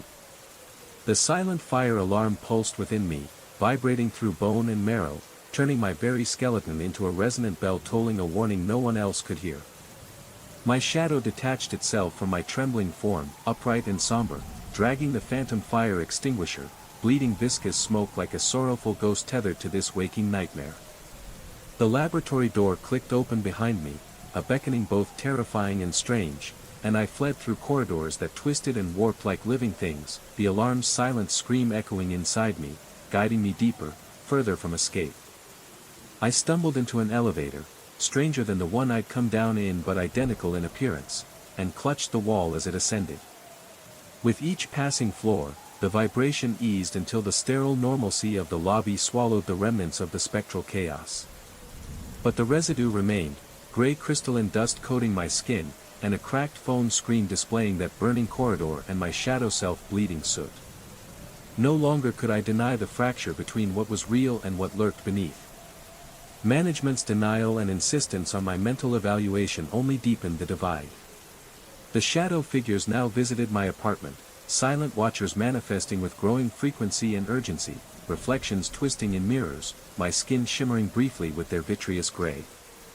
This haunting was no longer confined to a single subterranean level or a moment in time, it had followed me, embedded itself within my being, a warning and a summons from something ancient, vast, and unknowable. The weight in the cab grows heavier with every mile, as if the very air has densified, compressing my lungs and crowding my thoughts. The cityscape twists and warps beneath the veil of pink fog, becoming a labyrinthine maze woven from impossible angles and shadows that creep where no light should touch. My passenger remains motionless, a void where a face should be, yet his presence speaks volumes. I feel the years of solitude and weariness pressing on my mind, an invisible hand unraveling the threads of my sanity. Every glance in the rearview mirror reveals a new iteration of his visage, youth marred by sorrow, age etched with endless knowledge, or the cold emptiness of oblivion. The radio crackles again, the dispatcher's voice fractured and distant, weaving through static like a ghostly echo of forgotten calls. The streets have no names I recognize, the destination a cipher that leads me deeper into realms uncharted by any map or memory. The fog pulses with life, seeping into every crevice of the cab, carrying with it the scent of storms long past and secrets buried beneath time's shifting sands. The man's voice, layered with the cadence of countless souls, lowers into a chant, a resonance that vibrates through the steel frame, through my bones, anchoring me to something beyond comprehension. The city breathes with an alien heartbeat, syncing with the rhythm pounding inside my chest. I realize then that I am no longer simply a driver on a familiar route but a traveler navigating the borders between worlds, a reluctant passenger on a journey orchestrated by forces older than the streets I once knew. The cab moves forward, into the unknown, the pink fog thickening into a shroud, and the man's eyes, or the voids where they should be, fixate on me with the weight of cosmic inevitability. This is no ordinary ride. This is a passage. A reckoning. And the destination is not on any map. Your pulse quickens as you study the reflection, aged, weathered, yet unmistakably your own. The eyes, however, hold a strange depth, as if burdened by centuries of knowledge and regret. The face staring back at you is not the one you left behind, but a future self, a shadow cast by time's relentless passage. The cab's atmosphere thickens, the pink fog pressing against the glass like a living veil, blurring the boundary between reality and dream. Outside, the Marlowe building towers impossibly tall, its corroded brass letters gleaming with an otherworldly light. You realize the building is more than mere architecture, it's a threshold, a gateway between the world you know and the vast cosmic machinery lurking just beyond perception. Your hands tremble, the leather steering wheel feeling both familiar and alien under your grasp.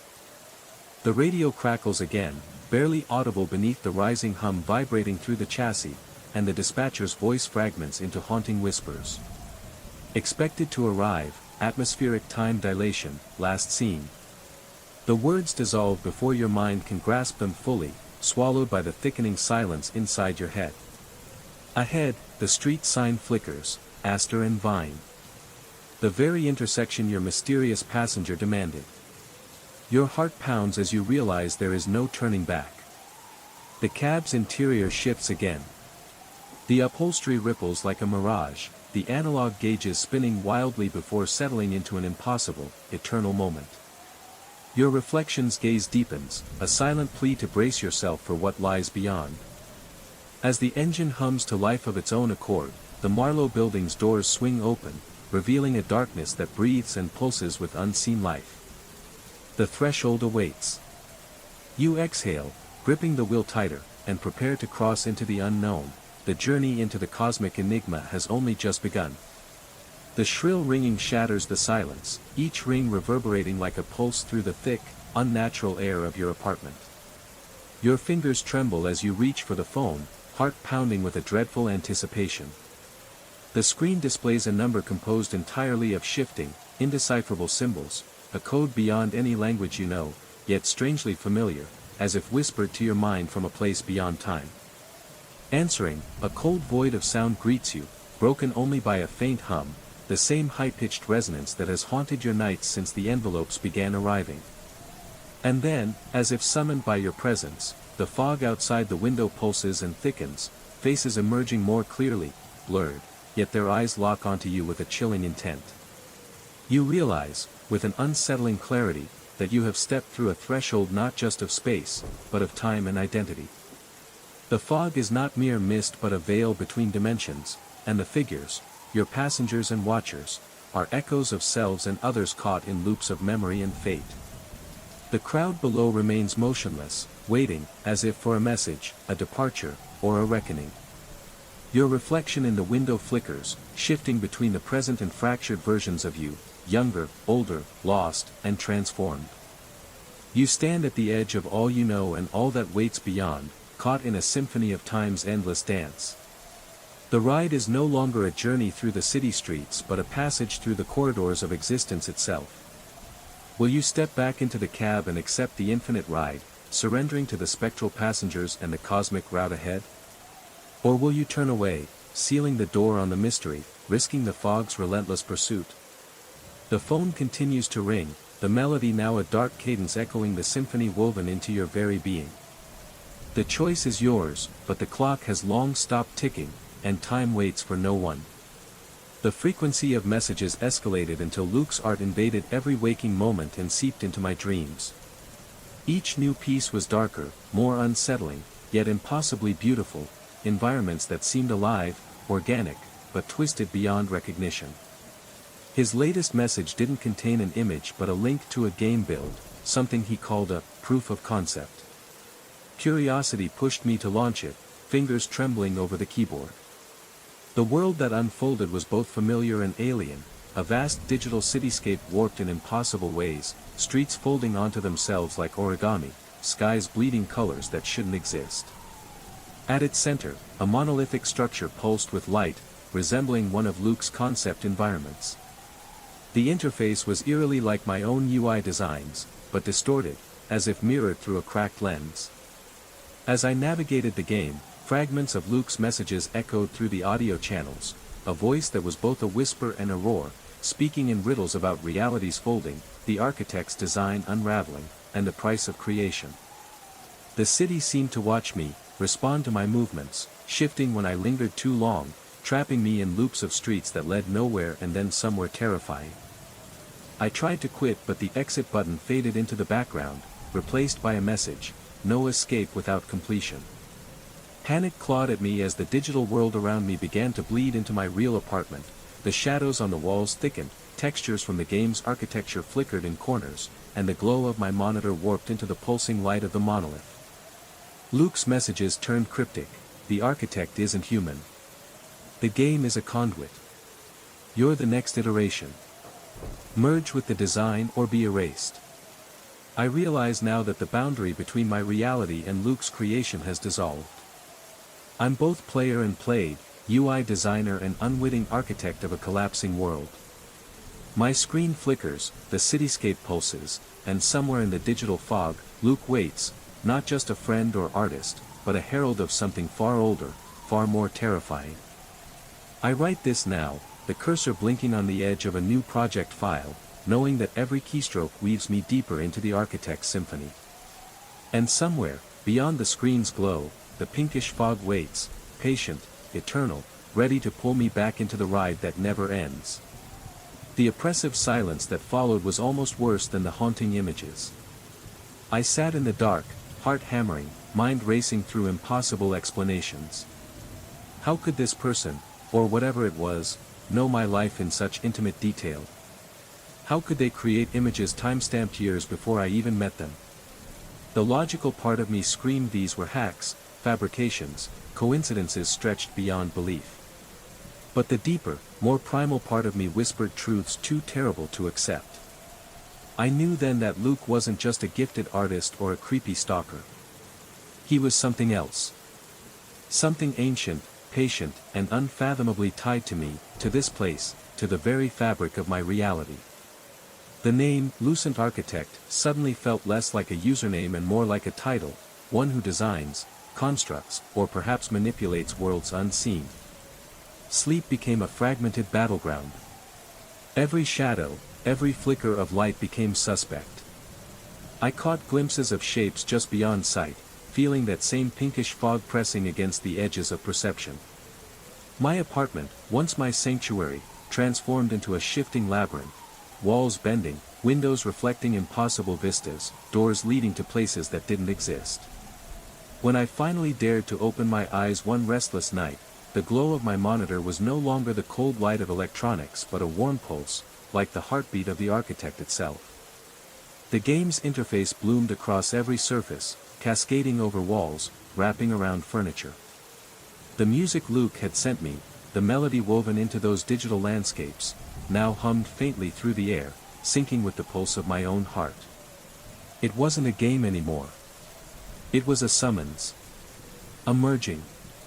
A rewriting of reality orchestrated by a presence that had patiently woven itself into every pixel, every shadow, every note. I am caught in its design, both creator and captive, my identity fracturing into echoes across dimensions. The architect waits for me to take the final step, to complete the symphony that has already begun. And in this digital fog, I realize there is no escape, only deeper immersion, deeper resonance with the eerie, beautiful, terrifying world that Luke, the Lucent Architect, has crafted from the threads of my own existence. The air was thick with the scent of aged paper and something metallic, like the sharp tang of a freshly cut circuit board. The renderings pulsed faintly, as if alive, shifting under the dim gallery lights. I felt every eye in those images watching, waiting. Faces blurred and sharpened, smiles freezing into expressions I couldn't read.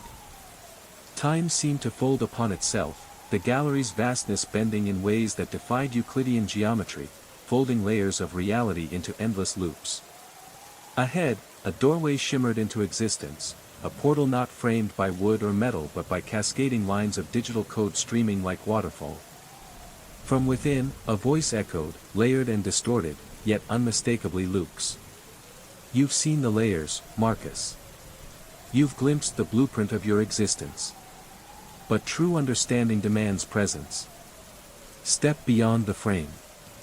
Become the architect of your own narrative. My legs moved of their own accord, crossing the threshold into a realm that felt simultaneously infinite and claustrophobic. The space was a kaleidoscope of shifting possibilities, fragmented scenes from my past, present, and futures not yet written. Each reality intertwined, colors bleeding into one another, characters from different timelines conversing in impossible dialects. As I reached out, the scenes rippled beneath my fingertips, transforming at my touch. I realized then, I was no longer merely a subject of design, I was becoming the designer. Every fear, every memory, every choice I'd made was a brushstroke on this vast canvas of existence. The gallery wasn't a prison or a cage. It was the workshop of creation itself. And Luke, the lucent architect, was both the creator and the creation, a reflection of my own fragmented self, a mirror to the infinite potential lurking within. Breathing steady but heart racing, I accepted the invitation. I would no longer be a passenger lost in the fog of manufactured realities. I would forge a new rendering, one born from the deepest parts of my being, unshackled by external scripts. The symphony that had haunted me now became the soundtrack of my awakening, as the walls of the gallery dissolved into a vast, starlit expanse, the infinite canvas of the multiverse. And here, at last, I began to write my own code. The sound grew steadily clearer with each step, echoing down the tunnel like a spectral heartbeat, marking time in a place where time itself seemed to have slipped away. The walls, coated in decades of grime and graffiti, now shimmered faintly under my beam, as if they too were responding to the rhythm. The air was thick, heavy with a metallic tang that burned my nostrils and clung to my tongue. Ahead, the tunnel split, a fork in the path that hadn't been on any map I'd seen. One branch led into absolute darkness, the other, faintly illuminated by a series of flickering lights embedded deep in the walls, casting grotesque shadows that danced like puppets on a stage.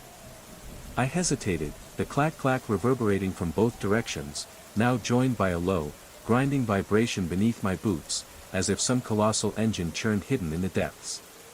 Choosing the illuminated path, I pressed forward, heart pounding in time with the phantom rails.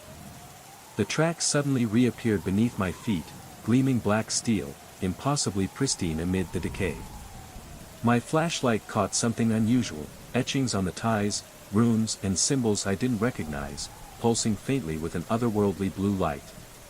They seemed to whisper secrets, inviting yet warning in the same breath. The sound crescendoed into a roar as a translucent train materialized from the shadows, its ghostly form pulsing with an inner light. Windows revealed blurred, shifting faces, reflections of past travelers trapped between realities. The spectral locomotive moved not forward but in circles, endlessly, eternally, the embodiment of time's unyielding cycle. I reached out, hand trembling, touching the shimmering surface of the carriage. The vibrations surged through my body, connecting me to a consciousness far older than humanity, a living archive of forgotten histories and untold futures. The tunnel was no mere structure, it was a sentient vessel, a guardian and prisoner of time's fluid boundaries. As the train began to fade, the rhythmic clicking receded into silence. I stood alone once more, but forever changed.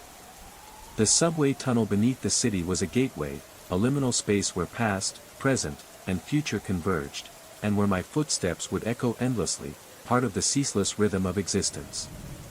The rhythmic clatter echoed through the tunnel's endless darkness, each metallic click a reminder of the impossible presence that lurked just beyond sight. I reached into my pack for the thermal camera, its screen flickering to life, bathing the blackened space in eerie shades of blue and white. The silhouette was there again, a flickering ghost suspended between moments, framed perfectly within the camera's viewfinder. I swallowed hard, forcing my trembling hands to steady as I aimed the lens down the tunnel, watching the apparition advance inch by inch along the polished rails. Its uniform remained pristine, untouched by the decay surrounding it, and yet there was something profoundly wrong, something ancient and mournful in its posture. The faintest whisper seemed to ripple through the air, like static but filled with the sorrow of 1,000 unheard farewells. My mind raced through every logical hypothesis, every scientific principle I had studied over my career, but none offered solace. This was no simple haunting, no trick of light or shadow. It was a temporal echo, a residue of something, or someone, trapped between layers of reality, replaying a final journey endlessly. Then, without warning, the train's click-clack quickened to a frantic tempo, matching the pounding of my own heart.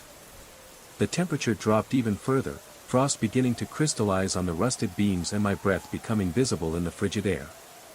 The tunnel seemed to constrict around me, walls closing in as if the space itself was breathing, pulsing with an ancient life force. A flicker of movement caught my eye, other figures emerging from the darkness, dressed in faded transit uniforms from decades past, their faces blurred but eyes hauntingly clear. They were boarding an invisible train, their forms dissolving into the ether, drawn inexorably forward. Panic clawed at my chest, but I forced myself to keep recording, to capture the impossible truth. For in that moment, I understood, the Blackwood Tunnel was a liminal corridor not just in space, but in time, where the past lingered, waiting, unresolved, feeding off the present, and where I too had become an unwilling passenger on its eternal route. The beam revealed nothing but the swirling frost-laden air, yet the sensation of a watching gaze remained unyielding. My breath crystallized in short bursts, each exhale a visible ghost against the stifling cold. The emergency lights flickered, casting uncertain shadows that danced like phantoms on the rough tunnel walls. I swallowed hard, feeling the weight of unseen eyes pressing on me. Slowly, I raised the flashlight, scanning the space behind and around me. The air shimmered subtly, as if reality itself was distorting at the edges, a thin veil trembling between worlds. Then, from the darkness, a shape began to coalesce. Not fully formed, yet more than mere shadow, it was a translucent figure clad in the faded uniform of a subway conductor. His face remained obscured, but the rigid posture was unmistakable, waiting, watching, and somehow bound to this spectral train that defied time. The icy silence broke with a low, resonant hum, rising from the rails and vibrating through the tunnel like a heartbeat. The ghostly passengers on the walls seemed to lean forward, their faded eyes turning toward me with silent urgency. A shiver raced down my spine as the figure raised a hand, not to threaten, but to beckon. I realized then that this tunnel was not merely a forgotten passage but a threshold, a place where the past, present, and future bled together, a conduit for souls caught between moments, endlessly traveling a route that could never be completed. My fingers trembled on the recorder's buttons. The line between observer and participant blurred irrevocably. Whatever awaited next, I knew my journey through the Blackwood Tunnel was no longer about documentation. It was about survival, and perhaps, salvation. The lingering echo of those impossible rails haunts me still. The shadows on my walls have multiplied, now faint silhouettes that seem to flicker at the edges of my vision, their movements just out of sync with reality. Sometimes, in the quiet hours before dawn, I swear I can hear the faint rhythm of that phantom train, the relentless click-clack that once pursued me through the bowels of the city. The tunnel, that living paradox of space and time, has claimed a piece of me. Not my body, but something deeper, the intangible tether of my presence woven into its eternal loop.